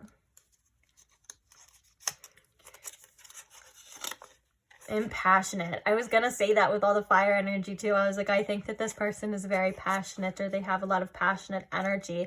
I feel like with the Leo energy too, this makes me think of, like, for some reason it was making me think like this person is very attracted to you. Like, even though we're describing them, for some reason it was like they could just be very attracted to you. we'll see a little bit more into that too, especially when we get to the first impression energy. And I don't mean to cover these, but you guys got so many oracles, I'm already worrying about how I'm going to fit them all on here. So we are going to move these. If you would like to go back, you can go back and screenshot them. Oh yeah, and also too, if you find that, because this is a new connection, we're going to do initials and months of the year, and obviously these descriptions and things like that. So if you would like to write them down, I definitely would say that could be a good thing to do, so you can come back to it another time, or you can reference it when you need it, you know. So feel free to rewind the video, pause it, and write those down if you would like. And then when we get the initials and all that, you know, do what you got to do. It's your journal, okay? You write down whatever it is you want to write down, and that way you can see as well. It is a general reading, so you can also see what resonates and what parts don't, and so on and so forth. So let's talk about the connection here for you. Where do I want to start? So this is interesting. I was telling you a little bit already about the fact that they kept coming out in twos. 2, 2, 2. So we'll look at those in a second. Let's get the individual ones. So what is the overall energy of the connection between you and them? We have the crown chakra. So we have more divine connection here as well. Kind of makes me think the overall energy of this connection too is like in your head. Like, it depends on your perception. It depends on your perspective. Of course, there's a definite spiritual connection. You could be getting signs from this person, or hearing from them, or feeling them around you before you actually meet. And I actually have a story, which I'm not going to say it right now, but I have a story of like a significant connection in my life that oh my gosh, that the person had the sign of my 10th house too. Another connection. But I was getting downloads from them before, and to all my spiritual people, to all my psychic people, you know that sometimes we get these like weird downloads and these weird things, and that they don't make any freaking sense, but then later you're like, oh, that's what that was. If you understand, if you know. So with that being said, you could definitely be getting signs. They could be getting signs of you before. One of the stories that I have with that situation too, which I said I wasn't going to go into it. I'm not going to spend too long on it because it's about you and I want to get your information. But one of them was about, they were from a different culture, and I had a download of like somebody saying like, I'm this culture, as I was like reading something that said like, I was like, oh, this is a different type of blah, blah, blah. You know, it says it's from this country. And obviously that was a synchronicity. Like that was a little wink from spirit. And then I heard loud and clear, they said, I'm from this country. And I was like, what the are you talking about? I was like, what is that? And then like a week later, I ended up meeting the person, and they were foreign from that country. Literally, like they were only here on a work visa. Crazy, huh? Anyways, that's just another thing of like, you probably may be getting little signs. You don't have to be aware of them too. I find that spirit's very cheeky in that way of like, oh, I'm gonna, show you these signs, you may not even get it or not, but it's like almost like funny to spirit. It's so hard to, it's so cute, and it's kind of hard to explain. Oh, another way to explain it is one of my best friends is married, and before she met the person, she has a dog, and she named the dog ironically the same last name of the person she was gonna marry. That's just like another example of like spirit being cheeky. Okay. We also have the child. Oh, I love that. I love the child energy. Okay. So we have the crown chakra and we have the child coming out for you. Let's read what these doubles were and why they were coming out in doubles. So the first card we have for this double energy is we have harmony. We also have the knife. Okay, we have volcano. And the heart eater. Okay, yeah, these are making sense. I can see why they come out in double. And then last but not least, we have structure and make. Oh my gosh, that makes so much sense on why I was hearing life's what you make it. Every time that song comes out, every time that card comes out, I hear that freaking song, man. That's crazy. Because that's kind of like the theme of that card, though. It was like, life's what you make it. So it's like, and it's different hands and it's things working together. So how does this correlate with your connection here? Let's talk about it. We've already kind of talked about the crown chakra enough. I do think that this is a spiritual connection. I do think that you and this person are going to have some sort of telepathy as well. Like I said, there's a reason why I was referencing those stories. I know some of you think that I get off topic a lot and blah, blah, blah. But, you know, there's a reason for that sometimes. And I think that that's significant to this connection, okay? And I'm not saying to look out for every little thing. You'll know when you know. That's kind of one of the things of how it happens. Of like, sometimes you know and sometimes you don't. And that's okay. You know, we don't need everything all at once. But I do think that this is something that you and this person are going to want to build, and it's about effort. And with the structure here, it has potential to be something very strong and very stable. I think that's really beautiful. And with the making too, I think that there's an energy of both parties putting in effort. And I think that that message of it is what you make it is what it's going to be, because there's such a destiny type of energy here. But we have to be reminded that nothing is ever set in stone, and that it is what we decide to make it. We can change anything that we want to with the free will that we are given.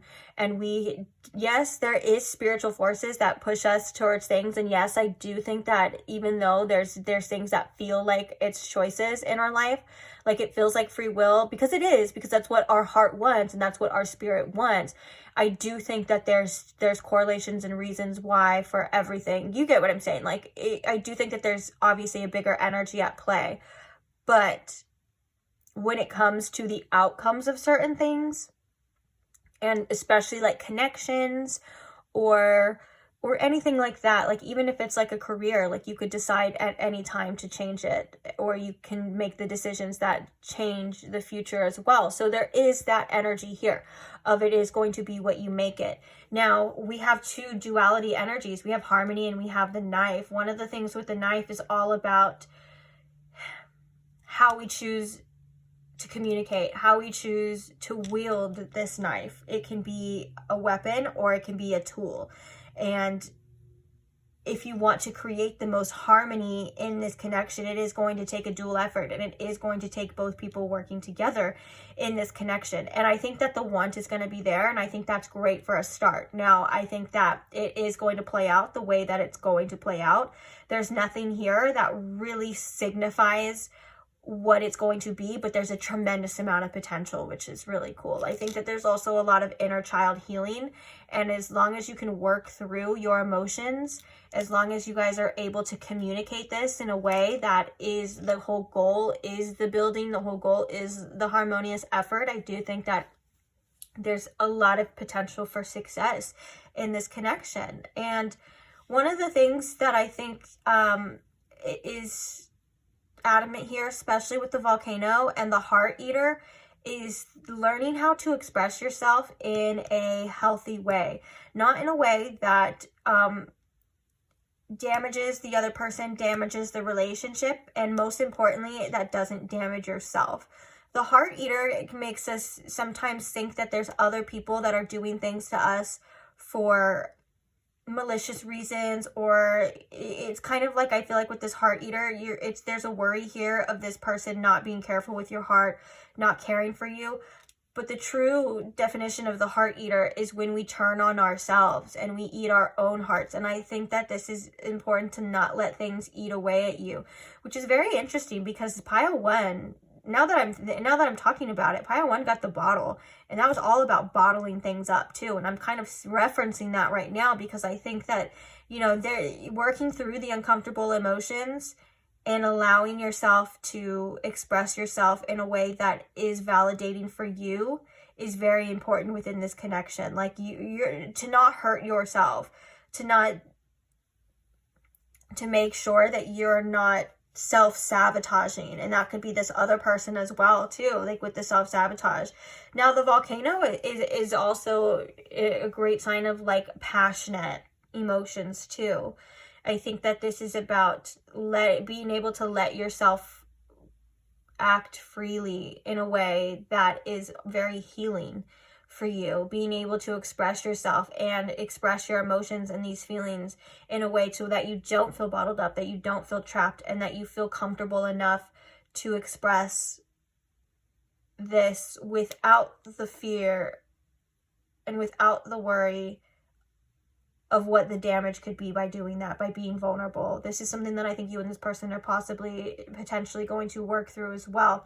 Even in the knife, we have the swan. On the knife, it's like the swan is the handle. There's a name for that. I can't remember what it is. But there's the swan, and then there's the tiger head that's like eating the swan, or it looks like it could be eating the swan. And I think that this is like being gentle in the tough times is something that could be very important. And worrying about, not worrying, but, you know, making sure that you are being nurtured as well as nurturing, and not letting bitterness or anger or ego overtake the connection and overtake each other. These are just things to be aware of, is what I'm hearing in this connection too. And especially with the bee energy, it's building by building, step by step. You will see what you need to see when you need to see it. I think harmony is a theme here, and I think that that's something that it just goes to show that as well, like the fact that these were coming out in double. We have duality energy here too. In some of these, like for example, like this connection is probably going to have very harmonious times and where it's going to feel good and everything's going to be fine. But then you're also going to have your challenging times with the knife that can signify maybe feeling hurt, maybe feeling like there's danger or things like that. And it's all about how you work through these. It's all about how you deal with them, not about what it actually is. It's about how. And I know that even though I'm talking to you, it does take there's another person that's involved too. So it's just something that you are going to have to see. But like I said, if you and this person are willing to build here long term, oh my gosh, there's so much potential here. Like, it's crazy. And you could also potentially have a child too, if that's something that you would like to do with the child. Sometimes I get so into it, I forget to state the obvious of like, maybe, you know, you guys can build to a level to where you get a home or you have a child, you know, and like, again, it's step by step. So there's just a lot of potential, and it's, life's what you make it. Oh my God, I'm hearing that again. I'm so sorry. So that's what we got for the overall energy of the connection. It just feels like lessons, but not in a way that's like, I didn't mean to like, you know, sometimes we think, oh, it's just a lesson and that's it. Like, no, learning together, growing together, and building something on a foundation that is going to last as well. And if the one, oopsies, I think it actually cut me off like mid-sentence as I was saying something, but that was basically it for this part. Just to sum it up, I think I was saying something along the lines of like, as long as both parties are equally invested, as long as both parties want to and contribute enough and contribute and are open to understanding, there's, you know, an infinite amount of potential in this connection too. So you will just have to see how it goes per usual, like everything else. But now let's move on to just getting some significant months of the year for this connection. So the first one we have is June. Okay, so we have Gemini and Cancer as well in June. We have August. So we have Leo and Virgo. Also, if you see your month as well, that could also just indicate that confirmation that this is your reading as well. And so we also have April, and on the back we have February. So April, we have Aries and Taurus. So we have even more Taurus energy as well. And February is Aquarius and Pisces too. So those are these significant months. Now we're going to be moving on to the last portion of your reading before we get the potential initials. As I stated before, if you would like to write those down, make sure you have a journal, but we are going to be seeing their first impression of you.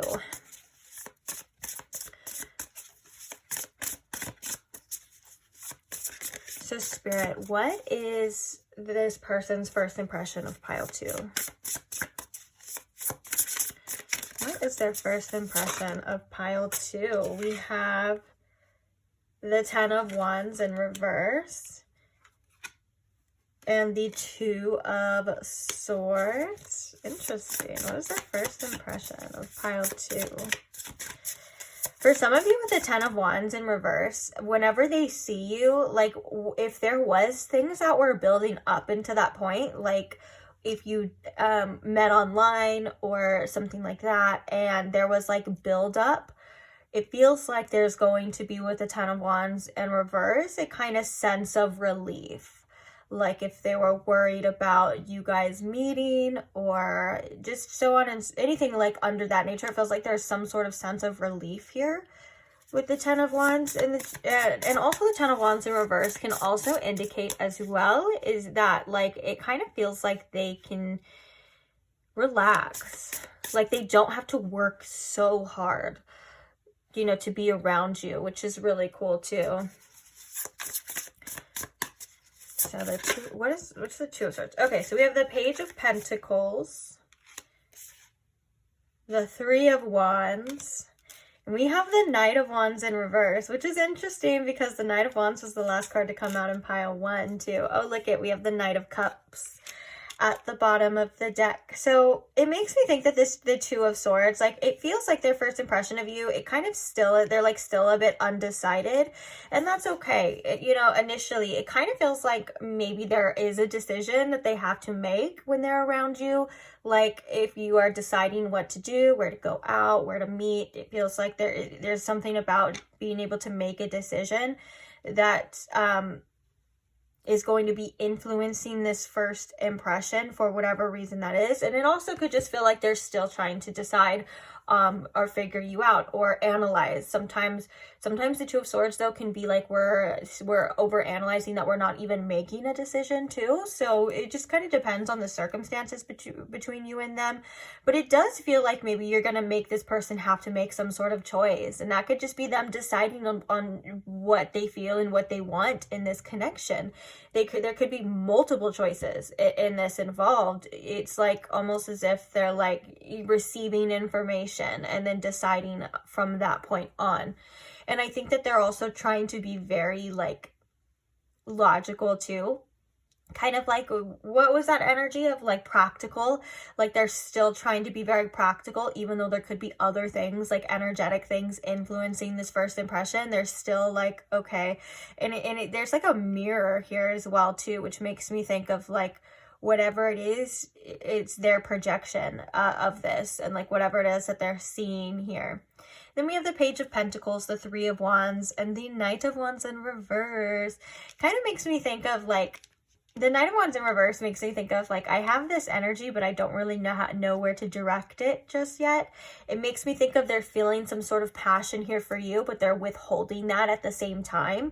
Like they're like, well, no, I can't let it all out at once, or I can't express this right now, but it's definitely something. It feels like the Knight of Wands in reverse is like this passion energy, but it's more so inside of this person, not being either said or shown, if that makes sense. But the Three of Wands is a great indication of like, all right, and the Page of Pentacles too, of like, okay, I want to learn more. There's even somebody they're reading this book here and stuff, because it's all about developing something.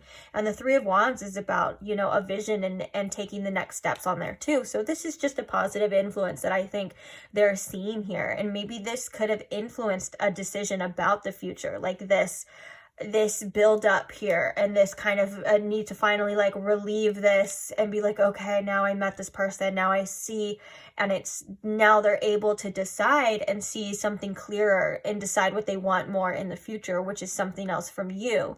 And it could also indicate that maybe for some of you there was some sort of distance between you, and that Three of Wands could be like, I want to enclose this. But I'm getting for most of you, this is just, let's take those next steps. Let's see what's going on, which is a good thing, because it feels like they're not like very like closed-minded here. They're actually open to developing something with this first impression here with you too.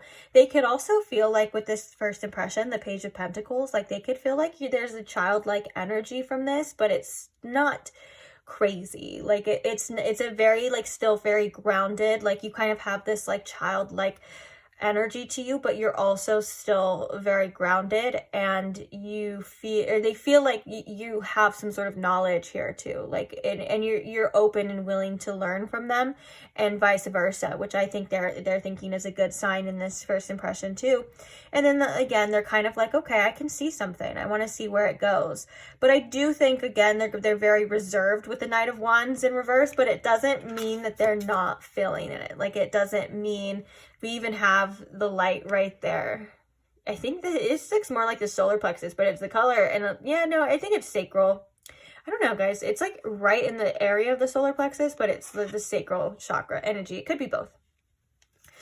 It could also indicate too, like maybe this person doesn't feel as confident yet to express themselves. I can definitely see that being with like the solar plexus right there too. Like they're feeling these passions and stuff, and they're like, okay, maybe I'm not confident or sure enough to express this, but it's something internal, something that they are feeling. But again, 2 cards of developing, wanting to develop or wanting to see where it goes and stuff is really cool. So I do think you do make a good impression on them, to say the least. And it feels like something that they've been carrying with them. Like I just can't help but to think that for some of you were talking before you guys actually meet. And now it's like, and then they're like, okay, thank God. Like it's going well. And I think with the 2 of Swords too, they're very, like, they feel how they feel, and like they want to develop, but they're still kind of watching. They're still uncertain. They're still wondering what it's going to be. And they're like, hey, before I go and rush and make any like crazy choices, you know, like I want to see what's going to happen. That practical energy coming through. We have the Ace of Swords. So we have the Knight of Cups. And then we also have the Ace of Swords, which makes me think too, because the Knight of Cups was coming in reverse, but I wasn't really feeling it so much reverse. So if I don't feel like it is, then I don't really, it's not that necessary, but I can see the fact with the Ace of Swords underneath it. I see that there's clarity coming, or it's almost as if they're like, I'm not gonna just rush into my feelings, rush into how I feel. I want answers first. I want clarity first. I have to keep my wits about me. That kind of energy with this first impression here too. So, oh my goodness. I was just looking here too, and no wonder why with the Knight of Wands, I was like, this is like them like being reserved and stuff, because remember we were like, your first impression of them was like, they're kind of shy.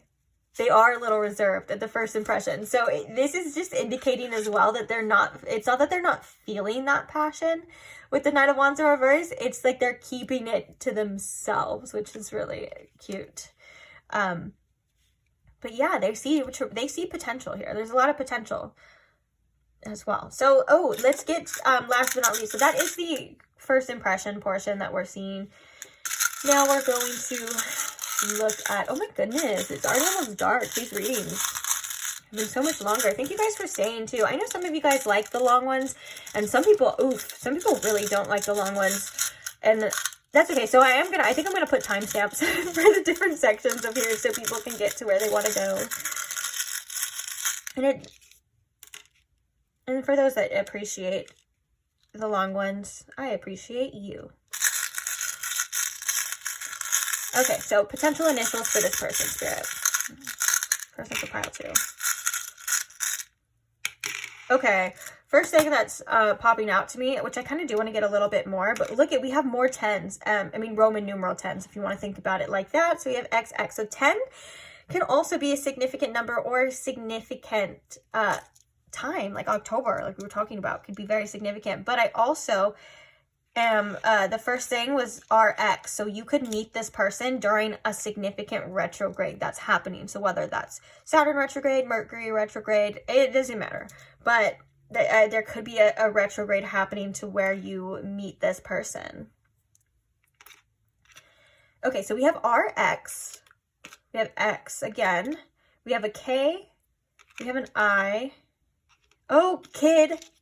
Are you guys gonna have a kid? we saw that with the child too. I was like, wait.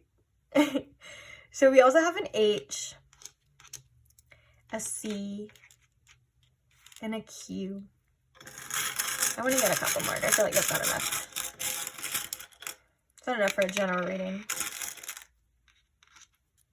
Okay, so we have an L, an O, and an M. Lom. Why was I thinking like love of my life? But I think that's L-O-M-L. So we're missing an L.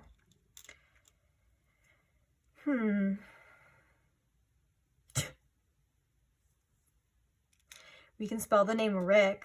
We can also spell the name, and the name, we're spelling the name. We can spell the name Dick. Ooh, lick. Okay. This is getting very sexual. But like I said, we could do Rick.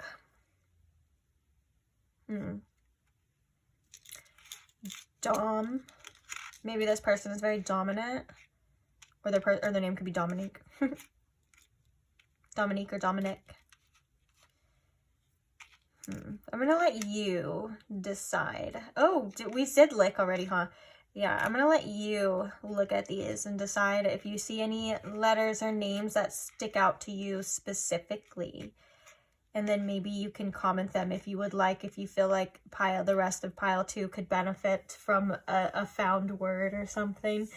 That's up to you though. But I am going to leave this reading here. Want to thank you. Thank you for being here. Thank you for joining me and listening to me and letting me read for you. It's always, always, always a pleasure. I can't wait to see you guys in the next reading. So if you are not subscribed and you don't want to miss out on the next reading, you can subscribe now if you want to, of course. It's up to you. And also, thank you to those who support the channel. Even if it's just a simple like of the video, that's such an easy way to support and help out the channel. I am always grateful for any kind of help or support, and I love reading your guys' comments and you guys sharing your stories and your experiences. I just love it so much. So I'm happy to be a part of it. I'm happy that you guys are here, and I'll see you guys in the next one. Bye. Hi Pile 3, welcome to your reading. I hope you guys are doing well. I'm actually pretty excited to get started with this reading, and I'm excited to do this for you guys, but not for the reasons you may think. The first reason is because I tried to do this reading yesterday for you guys, and it was a shit show. I'm gonna be honest. So I got pretty far into it to realize that the camera wasn't recording. And then I started over just to realize that my device was on low battery, so it stopped recording. And by that time, I was so frustrated and irritated that I decided to take a break and say, you know what, we're gonna do this tomorrow, and we're gonna do it right. So it's tomorrow. Here we are, and I'm excited. I'm feeling better. Okay, so I hope you guys are comfortable. I hope you guys are relaxed. We do have a lot that we are going to be covering in this reading. So please, if you feel called to, I would suggest having a journal or something to jot certain things down with so you can come back to it later. Especially because this is going to be based around a new person, somebody that you most likely have not met yet or have not been in a romantic relationship with yet. At least that's the intention here. So when we are getting initials, we're getting traits, we're getting zodiac signs, we're getting specific months of the year that could be significant. These are all things that would be handy dandy for you in the future, but necessarily you may not be aware of it right now, okay? So with that being said, I think that's it. We're gonna get into it. We're gonna do it. Ain't nothing left to it but to do it. So let me just briefly explain what this is. So we have 2 piles of pre-pulled oracles here for you. This pile is going to represent the person, their descriptions, things, their traits, and all of that stuff. And this one is going to represent the connection. We're going to look at them at separate times.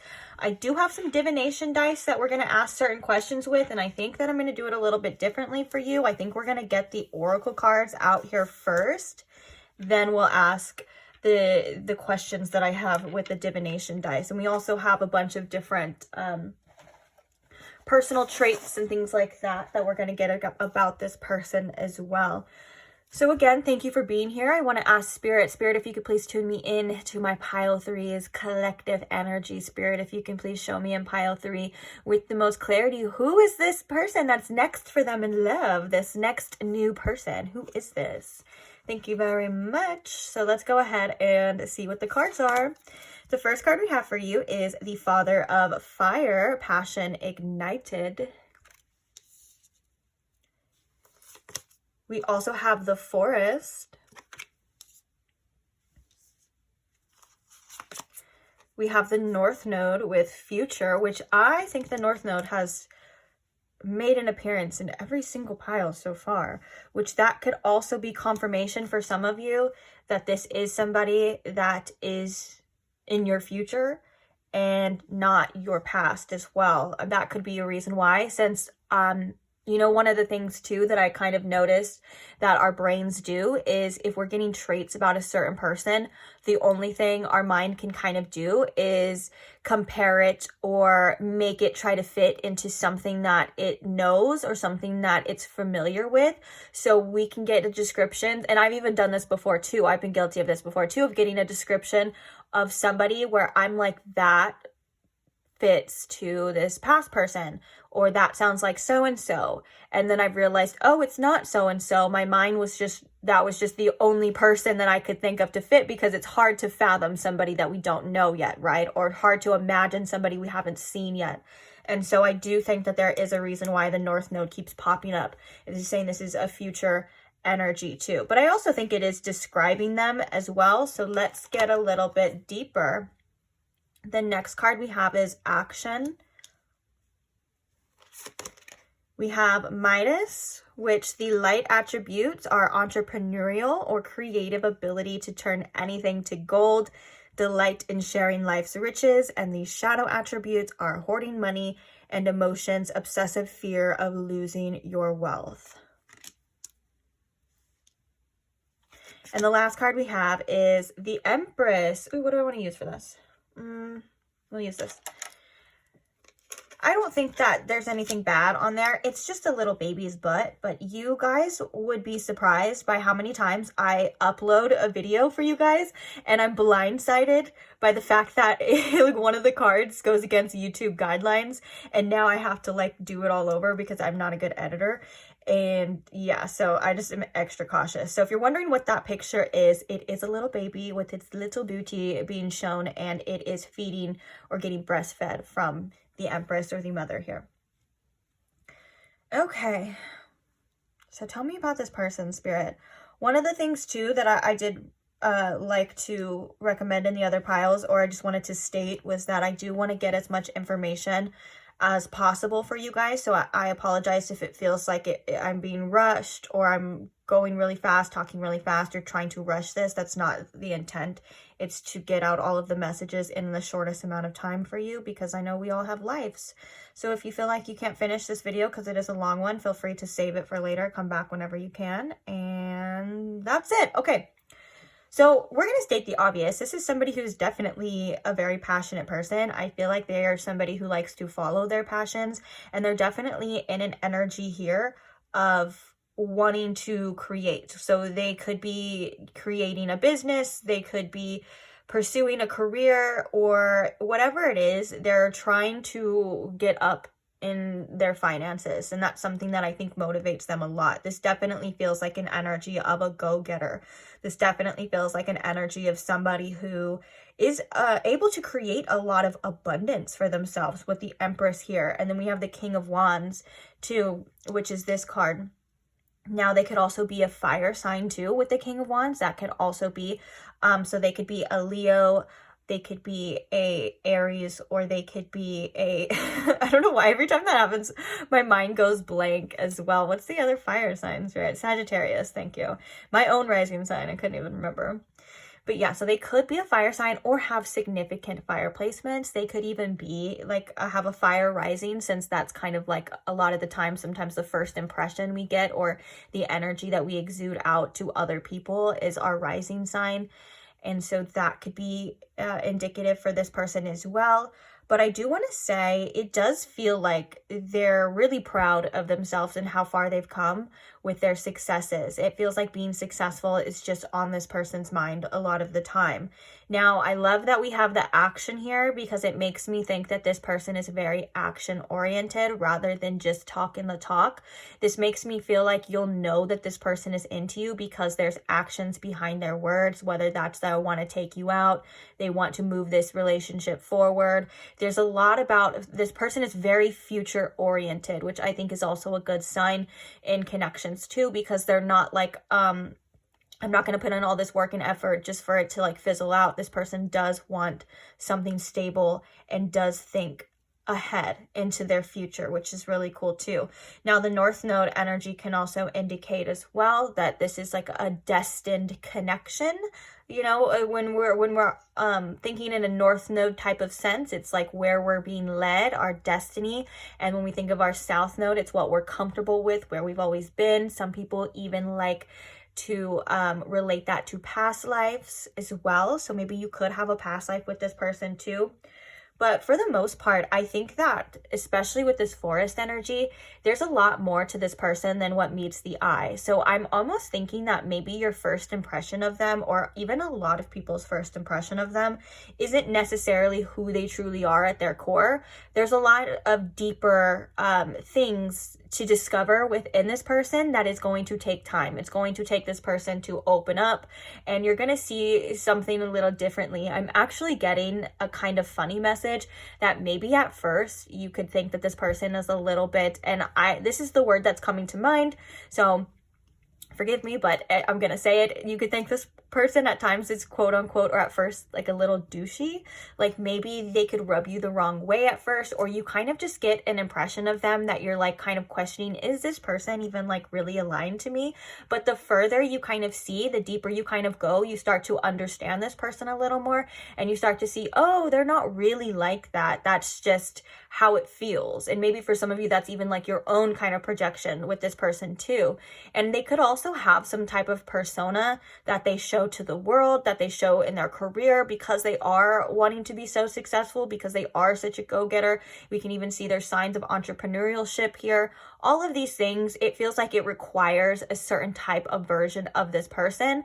But on the other end, when it comes to a romantic sense, they are a lot different than what they show to the world. And I think that with the forest here, especially in the imagery, how there's like this jewel, but when we think of a forest, we think of it's kind of like hard to see. We have to get through the thick of it. We have to go deeper. There's a lot of things to discover. And so with that being said, I think that you are going to discover so much about this person to where you kind of even question, you're like, wow, like this is different than what I thought. And I think that's in a positive way.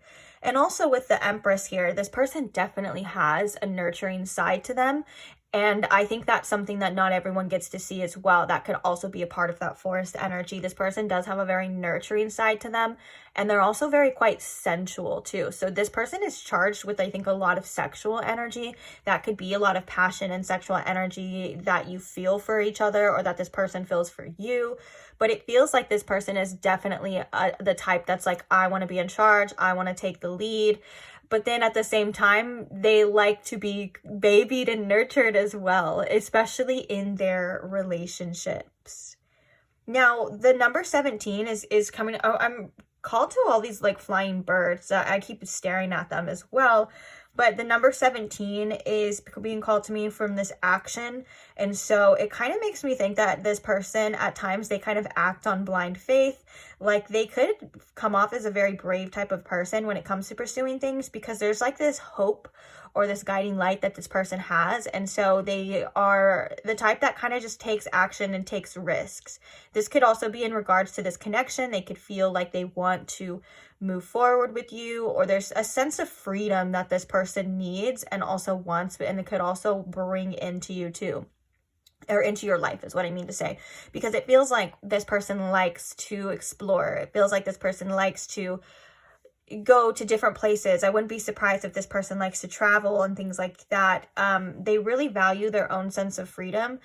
And I think with the Empress here, I do like that we have the Empress here, because it makes me feel like there's more of a balance here with this masculine to feminine energy, because other than that, we see so much masculine energy. And then this Empress is a little balance to say that, you know, at times it's not always like that, or I can be nurturing, or I can be understanding, or I can sit back and I can relax with all of this action oriented type of messages, you know. And I do think that that's that softer side to this person as well. But let's ask the dice now. Let's see. We'll get messages as we go, but like I said, guys, it's gonna be a long one, and forgive me, I am traumatized now, and I'm gonna keep checking to see if it's recording, because it'll cut me off. It'll say I'm out of time too, so okay, so the questions that I wanted to ask, we'll start with the energy. So what kind of energy does this person exude to pile 3 spirit? So this could be in regards to like their first impression, how they come off. We're just going to get a little descriptions of that and see where the messages go and where they flow as well. So what kind of energy does this person exude to pile 3 spirit? Uranus. Okay, Uranus is a very impactful energy. It's an energy of change. It's an energy of something different. It's a very, Uranus can come through and be a very unique type of energy too. And also makes me think that this person could be very impactful on your life and on your journey. And I'm speaking further than just first impressions. Like, you could learn a lot from this person, or you could just get more motivated from this person. You could do things differently, or I hate to sound a little cliche or corny, but your life could just be very different after you meet this person, or after you guys come into contact. You get what I'm saying? Like, there's something here about lots of change, and it's also like a revolutionary type of energy. But I do feel like this person like just being a very impactful individual, which we can see there's a lot of cards here that indicate leadership qualities too. And so it could just mean that this person is very different than what you're used to as well. And it could also just mean, yeah, I'm gonna go back to that original message too, of that your life is going to be very different after you interact or meet with this person. And I don't think that's instantly, like, it's not like you guys gaze into each other's eyes and all of a sudden you're you're changed and it's different. I think that it's a gradual thing as well too. But also you can think that this person is very individualistic. Like, there's not a lot of people that you probably feel like are like this person, and I think that that's a positive aspect as well too. If someone has lots of Uranus energy, they are very unique. They can even come off as a little eccentric, and maybe even the way that this person goes about things, they've been questioned before too. Like, people try to question this person's logic, or they try to say that doesn't make sense. And this could also be the type of person that goes against the grain as well too. Like, they don't like societal norms. They like their freedom. They want to have what they want, and they don't want to rely on other people as well. That's all that I'm getting from the Uranus energy. Let's get a little bit deeper too. So what other type of energy does this person exude? Spirit. Libra. Okay. So they could have prominent Libra placements as well. We will take that too.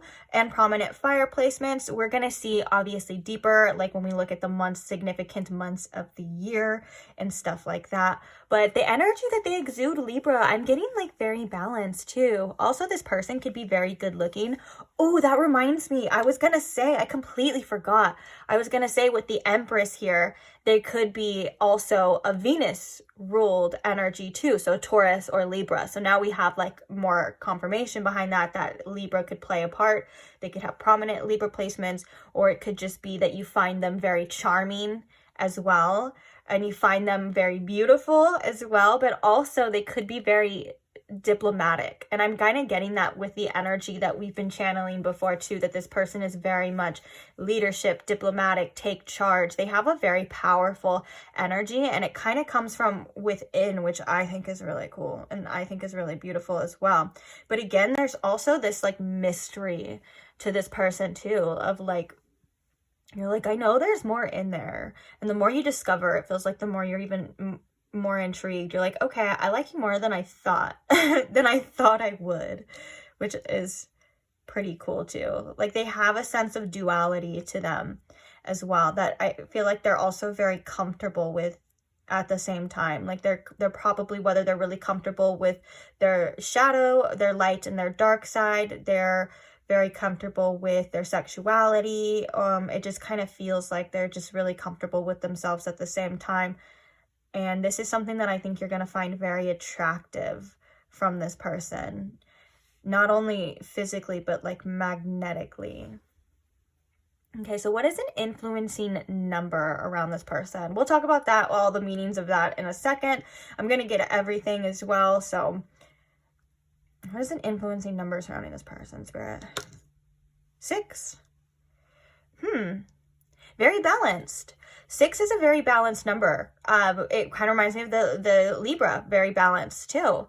Also, the 6th month of the year could be significant as well for some of you. So that could be, and we'll remember this when we get the other significant months. If it's like a double whammy, then that means for a lot of you, it could be confirmation. So the 6th month of the year, I believe, is June. Yeah, it's June. And that is also the signs of Gemini and Cancer. And I also can't help but think of the 6th house. So this person is very much hardworking. They could have a very practical side to them as well too. And they could also be really focused on their health. That could be something that you notice about them too, especially mixed with that Libra energy. Like they could be really into their physical appearance.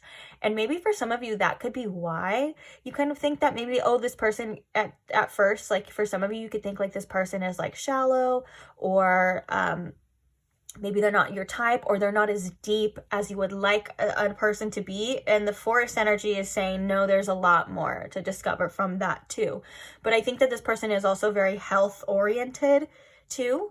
And making sure that they're focused on creating a balanced equilibrium in their life. So again, more balanced, maybe balanced with work and play, balanced with eating healthy and working out, but also kind of enjoying themselves too. It feels like overall this person enjoys a balanced lifestyle, and that could mean many different things. But we're gonna move on to the traits now. Let me check. I told you, I gotta check the whole time. Because I'm actually gonna have to like stop and then upload it and then do the last part too. So I'm like waiting, but I was so frustrated yesterday, guys, and I don't want to like be blabbing and say some good stuff, because I was like, oh my gosh, this reading is going so well, it's flowing so good. I look, it's not even recording. Just slap me in the freaking face at that point.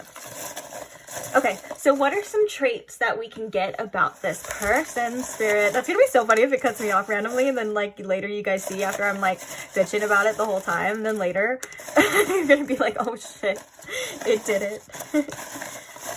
What are some traits? Let's get one more. Okay, what do we have here? Do we want to start with this side? So the first thing we have for this person, ooh, Capricorn. You know what's crazy is the second I open this, I'm not even, which it could be, don't get me wrong, like it could be significant Capricorn placements, but I'm getting like immediately right off the top, I'm getting like authority, hard worker, stability. I'm getting all of these things that we kind of associate. I know sometimes it's a little repetitive, but we kind of associate with Capricorn, and Capricorn is also the ruler of the 10th house. So again, I think this person is very career driven, very career motivated. They could be really working on a sense of like, what is the word, Spirit? I can't remember. That must mean it's not necessarily important, or it's not necessarily a message, because if I can't think of a common word that I associate with this all the time, then we'll just move on if it comes back. I keep hearing authority, and that's not what I'm trying to say. Oh, it's because they don't care so much. Okay, so Spirit's telling me that's so funny, because now I'm remembering the word, but I'm also remembering it with the message. So what I was trying to say was reputation. And the reason why I couldn't remember it is because this person doesn't care so much about their reputation, rather than kind of just getting ahead and getting successful to whatever that means to them, if that makes sense. So I was gonna say like maybe this person really cares about their reputation, but Spirit's like, not really. Because our 10th house can represent sometimes our reputation as well. So funny how the messages come out like that. Okay, so we have short. So this person could either be short or not necessarily the tallest. We also have Cancer, which makes me think of this person having that nurturing side as well.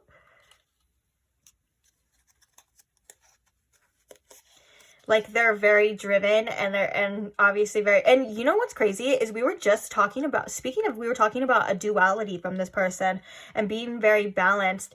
Capricorn and Cancer are the direct opposite signs from each other. And that is a very balanced energy. Like when you are associating with like your sister sign, it's kind of, you can also kind of look at it as in like one way, and then what one sign kind of lacks, the other sign kind of has, and vice versa. So I do think that there is a very much duality to this person. That's crazy.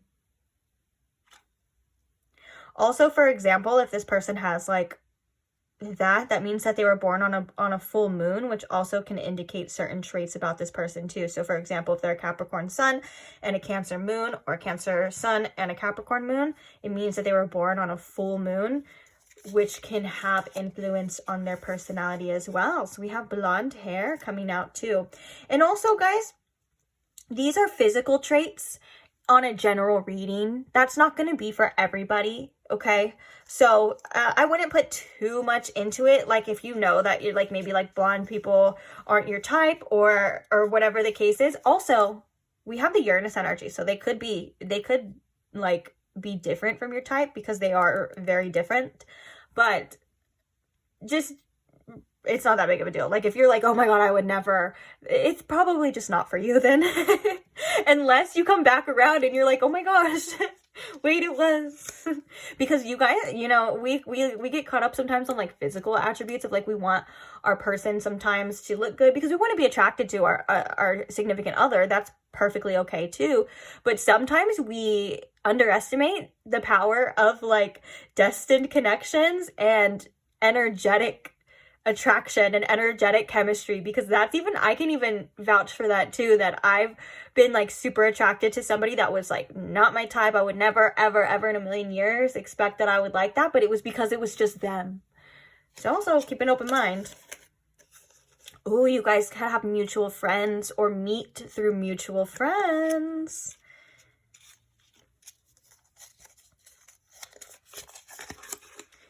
This person is going to be very helpful into your life. We were already getting that as well too. Very interesting that I think that this person is going to help you in ways that are, I think a lot of it could be motivation, or like I said, you could learn a lot from this person.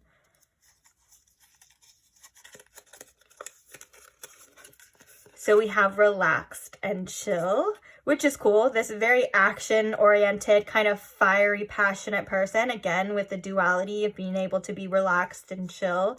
This is like, I'm getting like their demeanor too, and I'm hearing that you think that that's very sexy. Yeah, that came straight from my heart chakra, that you're like, I like that. Ooh, first house. So there could be first house synastry. I'm putting this right on top of the North Node as well, which kind of makes me think that maybe their North Node could fall in your first house, or vice versa. Doesn't have to be the case. If that is the case though, just know that again, you are going to learn a lot about yourself through this person. And also with the first house too, like if their North Node is in the first house, one of the things that they're here to do is to gain an extreme sense of independence, which we can see that this person is very adamant about. So that could just be the message as well. This person, again, they really value their independence. Also, the first house and the ascendant is all about the self. So this person is very they could be self-motivating, self-regulating, self-sufficient. We were seeing even like entrepreneurial messages, and also they could just look really good or be focused again on how they look. Like our rising signs or our ascendant, which is our first house most of the time, depending on how you read it. If you do Placidus or whole house, sometimes, anyways, it doesn't matter. My point is that it's kind of like our looks, and if we have planets in the first house, they can affect our looks.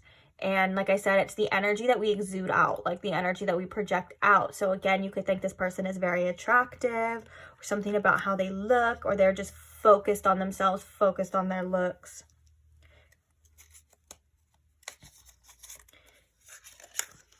Oh, hazel eyes. So their eyes could be significant as well. We have hazel here. It could be for some of you too, like it could just be something about the eyes. Again, I do like to give all options when it comes to a general reading, because not every trait, but it could be very significant. So they could have really beautiful eyes, or even if they have brown eyes, they could be really like bright or beautiful, or maybe sometimes you can even think that they're hazel because it could look like they got some green in there, or they could quite literally have hazel eyes, just depending on your situation. But I do find hazel eyes to be very dreamy as well, especially if, oh, you know what's crazy? Especially if it's on a darker skin tone. Oh my gosh, they just pop and they look so good. So it could be something just significant about their eyes, very dreamy eyes as well.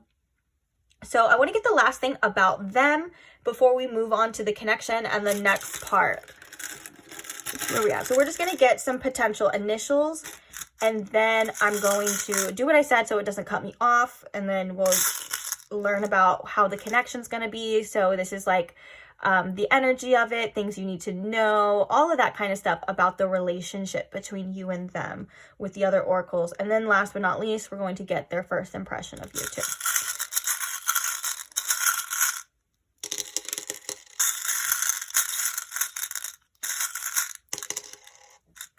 Okay, XYZ.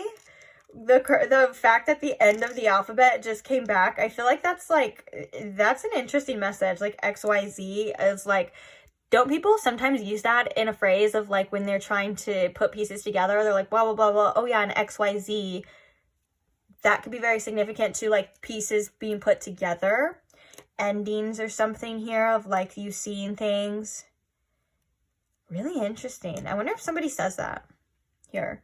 So we already have XYZ, you know that now. So we also have a J.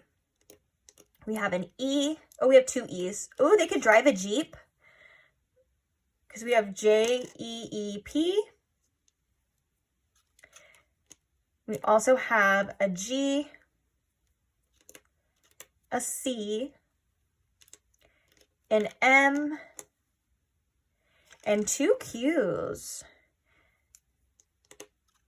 Two Q's could indicate like questions, like multiple questions still. Multiple questions that this person has for you, that you have for them. Maybe XYZ is like explaining like answers. Like there's something here that's going to be explained or revealed to you.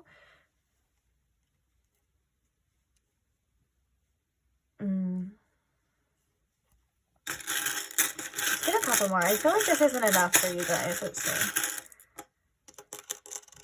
Okay. So we also have a B, an S, and an H, which is crazy because with the S and the H coming out together, it makes me think of like, shh. Like there's things that Spirit's like not letting you know still. We have an L and we have another G. Interesting. Okay. Oh, we have like push now. We can spell. Oh, wait, no. No, there's no U. I'm not even seeing any like significant words. Oh, but if you guys see, oh, B.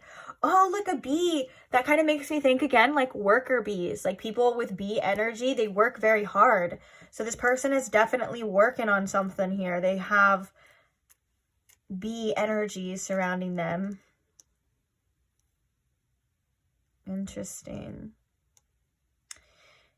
I also think that, again, with the there's like some mystery to this. For whatever reason, there's still a lot of mystery surrounding this person. Or maybe you're wondering, you're like, who is it? Who is it?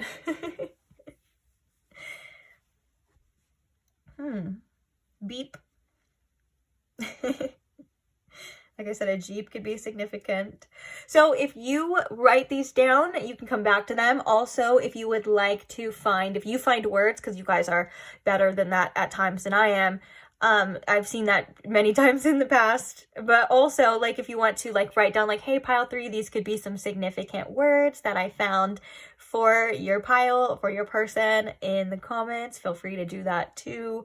Or you could just do it for yourself, whatever you feel like doing. But we're going to move on right now to the connection. So we got all of the information so far about them, which I wouldn't be surprised if some other information still comes out about them in the next part, but this was the part that was solely based on just them. So just give me 1 second, 10 seconds for you, but I just got to change it and then I'll clean this up a little bit. Okay, whoa. Also, we forgot to do the significant months of the year. And when I say we, I obviously mean me, of course. And it's really funny because right now I'm completely done with your pile, done with the reading, was about to start getting it ready to upload or to download. And I was like, oh my goodness, I didn't do the significant months of the year for pile 3. We have to do that for you. So I'm going to time travel back and probably try to get this video closer to where it belongs. Just get in where it fits in. But let's see. What are some significant months of the year for pile 3? Now, this could be when you guys meet. It could be a significant time in your life, a significant time in their life. It could also be confirmation as well, that if you see your month here, it could be confirmation that this is for you, although don't really need it if you're feeling it. If you're still here, I'm assuming it's for you. Now, it could also be their birthday month or their zodiac signs, which are like the same thing. So let's see. Significant months of the year. September, February, January. Let's get one more. Since it is a general reading, and we'll do the bottom of the deck too. We have December. It looks like a lot of winter months. Oh, as I say that, July, like the hottest month of the year. So July, February, January, and December. Interesting. Let's just look at the zodiac signs. So we're going to start with September. We have Virgo and Libra. For July, we have Cancer and Leo. For February, we have Aquarius and Pisces. In January, we have Capricorn and Aquarius, which I've noticed Capricorn and Aquarius and Libra, big themes, big themes. Oh, and I think even Cancer as well. Big signs that keep coming up for you. So repetitiveness may mean keep an eye open for that sign, okay? Or that time of the year, okay? Did I say December? Sagittarius and Capricorn. Yeah. Okay. So I'll see you at the next part. Okay, and just like that, like magic, here we are. So now we're going to look at the oracles that we have for the connection between you and them. And we're going to see what the messages are, what it's describing, why they're coming out. I may even use your tarot as well to elaborate a little bit deeper. And then we're going to use the tarot to get their first impression of you. So let's not waste any more time. I told you it's a long one. I told you it's a doozy. So the first card we have is Hope, the number 17, which was sticking out to me. Was it not? Yeah, the number 17 was sticking out to me in the first portion. Interesting. So we have Hope. We also have the Mirage.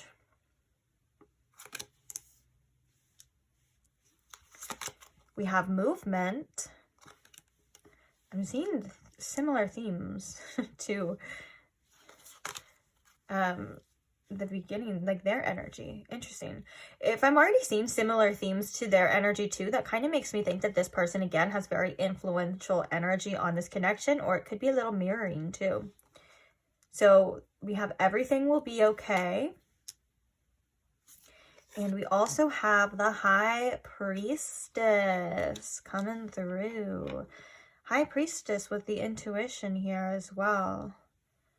So let's describe the connection. all in all, it's giving me like a very good feeling. Like I feel like this person and the connection is going to feel very good, especially with the hope. Like for some of you, if you felt really like down or out, or maybe you just felt like your life was kind of very stagnant, or it wasn't going in the direction you want it to go. One of the things that I think is this star, it's a very rejuvenating energy, because this is technically the star card. Also, it is labeled hope, so maybe this is about you and them having hope for the future, regardless of what's going to happen, knowing that everything is going to be okay, letting things move in the direction that they're meant to move. We had a lot of movement. We had action and movement from them, from here, which makes me think that things could seem like they're going a little fast, or things will be moving. Like you will see what you need to see when you need to see it. It's a connection where it kind of feels like it's not going to feel stagnant. It's going to feel like it's going, you're realizing, you're seeing the things that you need to see. But also there's an energy here with the mirage of being aware of what we are projecting, being aware of if we're being a little too rose-colored glasses type energy, if we're being a little delulu. I think that there's these concerns that you are going to be facing, which is like what is true, what is not. Also, the mirage can also indicate that sometimes there's some deceit energy. So whether we're deceiving ourselves or we're worried that the other person is deceiving us too, I think that these are going to be natural concerns. I am going to use the tarot to get a little bit deeper. I'm actually excited to do that. I didn't do that with any other pile as well. But all in all, it feels like it's trusting your intuition, trusting what you know, and making sure that you're taking care of yourself at the same time too. It's a connection where you're not going to want to give all of yourself very fast. I think that there's an energy here of slow and steady wins the race, especially with all this movement here and seeing things. It's like almost like you're going to be wanting to do this differently than the other past connections that you may have experienced. So tell me about this mirage energy, Spirit. What can you tell me about this mirage energy? What does this mean for this connection, Spirit? A Two of Pentacles. Balancing practicality with this as well. I feel like I'm almost hearing like balancing practicality with spirituality, which is, I think, a message in another pile. So if you're here from another pile, sorry. But it means something completely different in this sense. So this is about making sure your priorities are still aligned with the things that you want. So basically, like, again, like not exuding so much energy into this connection, into yourself. You still have to save some for yourself, like we were talking about before, is something that Spirit wants you to be aware of. But also, it's the balance of how you feel with what you know. Okay, sometimes we can get really caught up in like other aspects, like, for example, you know, this could be a divine counterpart. Oh, this is my person. This is my divine counterpart, blah, blah, blah. And all of this stuff. But Spirit's like, you know, you still have to see things and you still have to come from a practical side.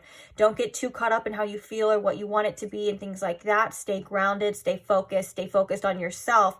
Making time for yourself and this connection is something that's going to help it tremendously. And I think it's going to help the other person as well too. For whatever reason, there's a need to focus on your life and what you choose and what you want just as much as focusing on this person. This is going to help you as well from getting so attached so fast, because I think that Spirit wants you to stay very grounded and stay practical in this situation. With the Two of Pentacles here, the Two of Pentacles is also about choices too, and it is about balancing things. But again, I'm going to revert back to the original message, because Pentacles are the grounded energy. It's the earth energy. And so Spirit's like, make sure you're taking care of your needs and everything else too. This isn't the most important thing in the world at this time, it feels like, but it is going to feel like it, because it's going to feel really good. What can you tell me about this movement, Spirit? What's this movement energy? Oh, jeez. Keep almost dropping like a million cards at one time. What is this movement energy, please? The sun. Oh my God, I love that. You know, that kind of makes me think with this sun too. It's like things are going to be moving in a positive direction. Again, it's going to feel really good. The Sun is like the feel-good card. And I think that one of the things it's going to require you to do is to trust in the unknown, trust in what's going to happen, and trust in your intuition. If something, for example, in the future becomes off, you're going to be very in tune to this, and you're going to sense this. You're going to be able to take care of yourself regardless of what happens. You're going to be okay. And I'm not saying this because I'm saying this connection is going to be all doom and gloom and it's going to end horribly. I don't want to put that fear, but it's what makes us happy when we're moving in connections, and what makes us have faith when we're in a connection that feels really good and we're wondering, can we trust ourselves? Is this too good to be true? What gives us that grounded knowing is knowing that we're gonna be good regardless, you know? Like, you're not scared of a feeling, you're more in the moment, you're more enjoying the outcome, or not the outcome, enjoying where it goes, where it leads, regardless of the outcome. You get what I'm saying? And you're going to be very spiritually and intuitively in tune to each other. So this is going to help in that as well. Now, obviously, if you have fears or if you have worries and things like that, that's where communication would be very important too, you know, to communicate these things to see, is this a worry? Is this a fear? But all in all, it just feels like this is going to bring a sense of joy into your life and enhance your life in ways that are much needed. And this is going to be when you are aligned to this too. So even like I said, regardless of the outcome, it's something that feels very rejuvenating to you and to your life. And it could also be very helpful to like your experiences, like your work and things like that too, because I am getting that this influential energy from the other person is going to have a positive influence on you. Tell me more about this connection, please, Spirit. Ooh, we have the Hierophant. We have it's called the Wise One in this deck, but we have the Hierophant. We have the Knight of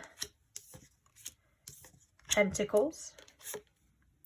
And we have the Nine of Wands. Okay. Bottom of the deck, we have the Four of Coins. This is a very interesting image for the Four of Coins too, because it's like these buildings, but they're very much hoarding and holding on to this energy too. So I think that this is something that you're going to be asked to let go of certain things in order to pursue this. I think that this is going to ask you to get out of your comfort zone a bit, and Spirit just really wants you to enjoy the moment. Spirit really wants you to enjoy the experience. Okay, because I'm getting that there's so much energy of like just trusting that whatever happens is going to be fine. Let it move, let it go. You're capable of seeing things. This is also with the Hierophant, makes me think that this could also end into something very long term, or it's going to require a certain amount of commitment from both of you, is what Spirit's really saying as well, that you are going to be learning from each other, you are going to be growing from each other, and maybe it's not going to be as conventional as we like to think of certain things. So don't try to box each other in, is what I'm hearing. And also, this could also, let's be honest, the Hierophant can also indicate a potential marriage. So that could also just show that there's a lot of potential here for this person and for you. And with, there's a lot of growth, a lot of lessons, and not in a negative way. I think that this is like you, again, what I think that's been a repetitive message, has it not? About you learning a lot about yourself, learning a lot about each other from this too. The Knight of Pentacles is, again, a slow, steady, wins the race type of energy. Make sure you're being very practical. Make sure that things are moving in the physical, in the direction that you want to. Make sure, again, you're taking care of yourself just as much as you're taking care of another person. Because the Nine of Wands is like a resilient, it is a resilient long-term type of energy too. So I think if both parties are willing to fight for this, if both parties are willing to put in the energy and the time and to hear each other out, to learn, to grow, and maybe not even rush things a little too much, there's a tremendous amount of potential here. I like it. I do like it. I like it a lot. I want to get one more card before we move on to the first impression about the hope. What is the hope, Spirit?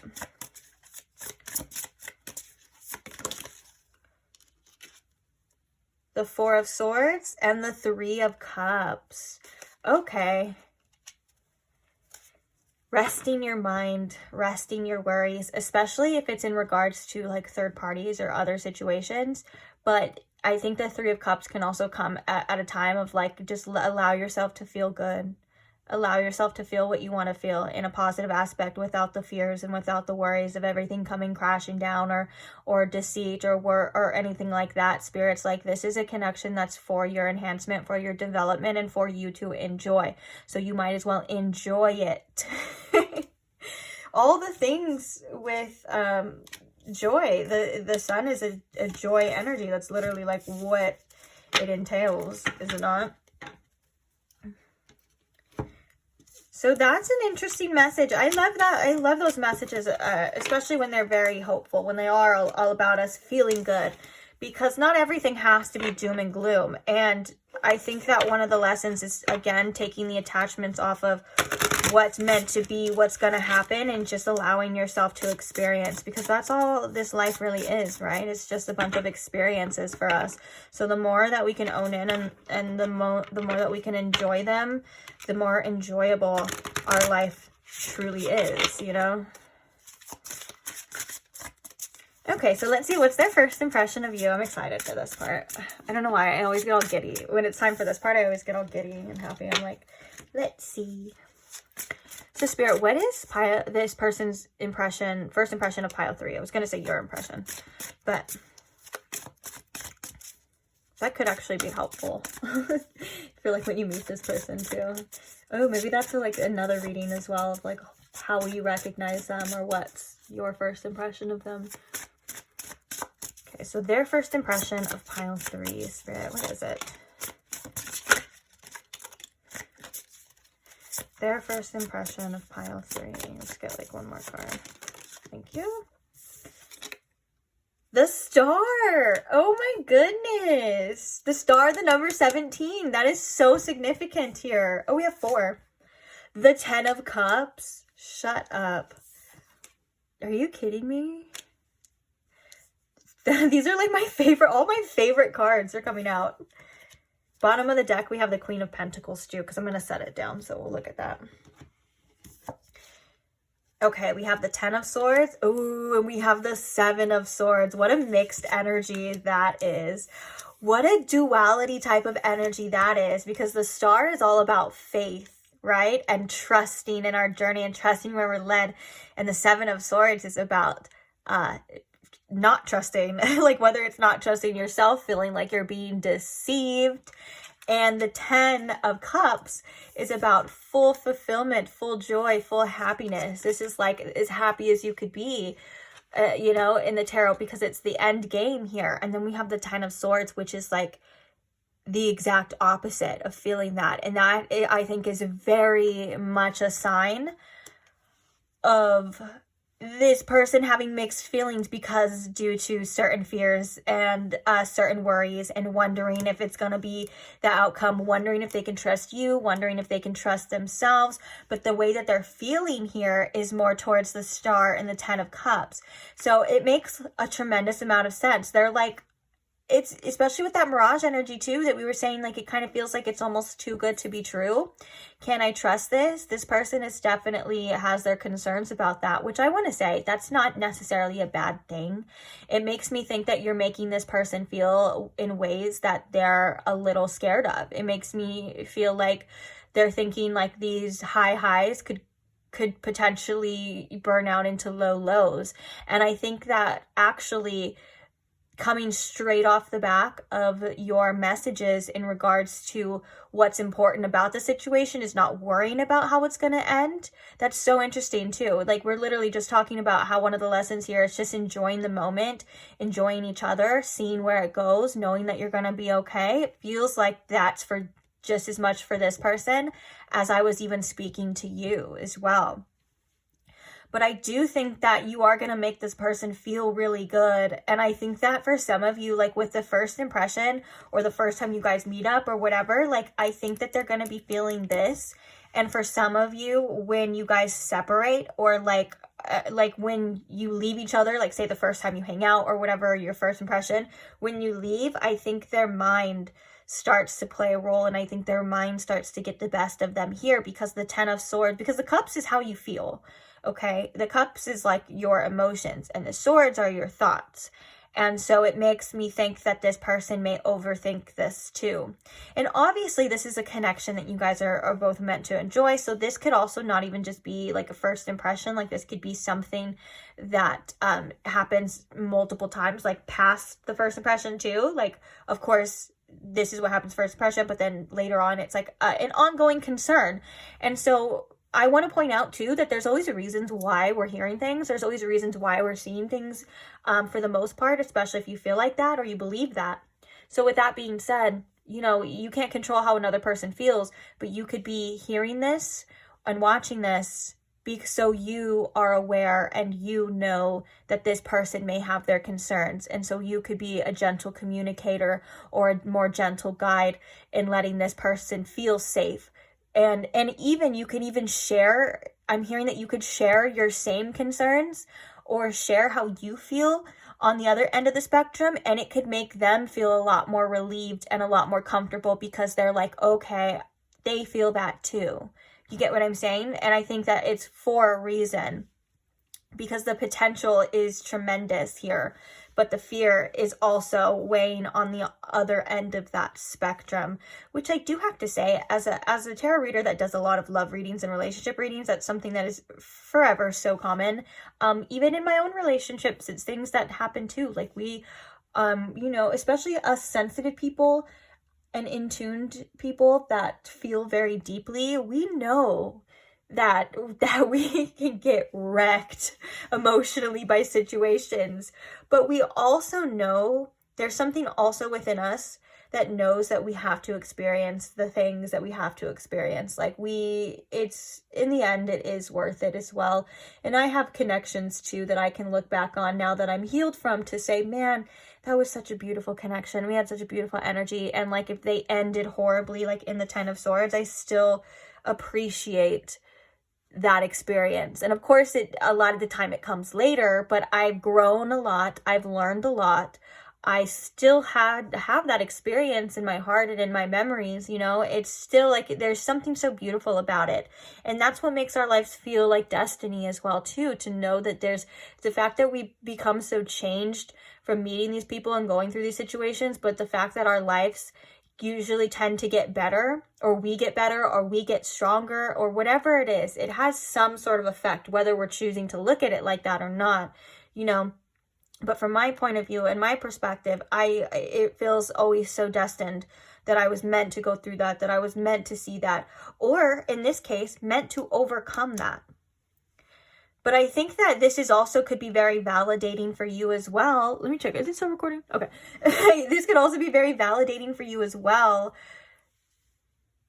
to see the fact that, again, on the other end, that this person is going to have probably the same concerns that you are too, but maybe they're not good at voicing them, or maybe you can sense it, but they're not going to say it because there could be like ego, or maybe this person doesn't even fully grasp that or understand that that's what that is. And so knowing this and coming into this with compassion, you can compassionately, you know, articulate yourself to say, like, when the time comes, of course, of like, hey, I feel this too, and it scares me, and I don't want it to end badly, and I don't want to carry these past wounds into this next connection, and I don't want it to shape my point of view to where I feel like I can't trust you and I can't trust anyone else. I want to know if that's something that I can do or I can't do, because like it's just a concern, and like you want to feel safe.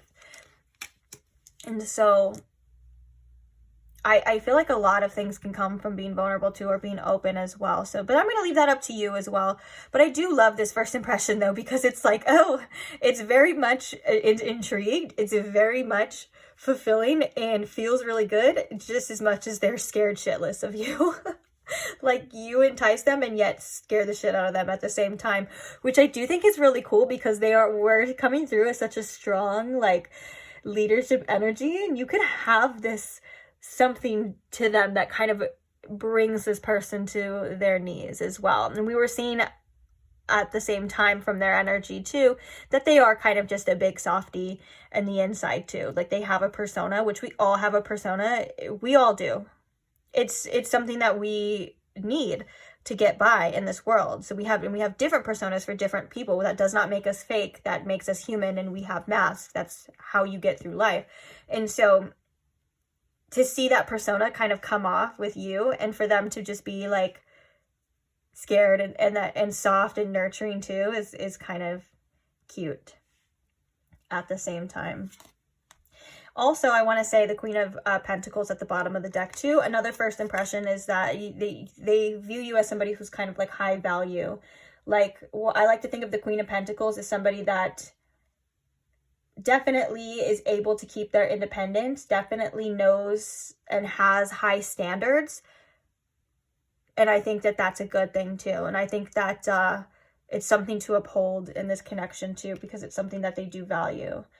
Somebody who is very abundant, has a lot of potential. And also the Queen of Pentacles can be very nurturing at the same time too. So all in all, it feels like a good first impression for the most part. And then when they get to thinking or their fears come in, it's like, but this is something that I think is natural, and it's honest, and it's vulnerable, and it's something that we all tend to do, right? Like, again, I'm gonna leave this reading here for you guys pretty shortly, but I just want to state again, it's like when we feel something that feels too good to be true, or those high highs, you know, or we're like, oh my gosh, this person just feels like they're my match, they feel like they could fulfill me. Of course, those doubts and those fears are going to start to creep in to say, well, you better watch out. I don't know. You thought that in another connection, and look what happened to you. You get what I'm saying? And that's the ego as well, trying to keep us safe, which again ties into the message of the connection of that whole spiel of letting yourself experience it regardless, because you are strong and you are going to be okay. Any outcome that happens, with any outcome. So I am going to leave this here. Let me check one more time. It is. Thank you for staying with me, especially when you guys stay through the long ones. Sometimes I don't know, because some people, they don't like the long ones. And hey, I'm a short attention span girly. I completely understand. So for those that do stay, I appreciate you guys so much. Even if you come back and forth, I do that all the time. I like to pause something, take a little break, come back. So I appreciate you, and I'm so glad you guys are here. I'm so glad you guys let me read for you. I love doing these readings for you. I'm actually going to start on the next one as we speak, because I only had this one pile to do. So hopefully I'll see you guys in the next one. If not, no worries. But if you don't want to miss out, feel free to subscribe, because I have the next one locked and loaded, waiting for you guys by the time that you're probably watching this, or already out by the time that you're watching this, and many to come. And also tons of timeless tarot past content that is timeless. Just because I did it in the past doesn't mean that it's for you, for the past, okay? So those are perks of being subscribed. Feel free if you want to, and I'll see you there. Love you guys. Bye.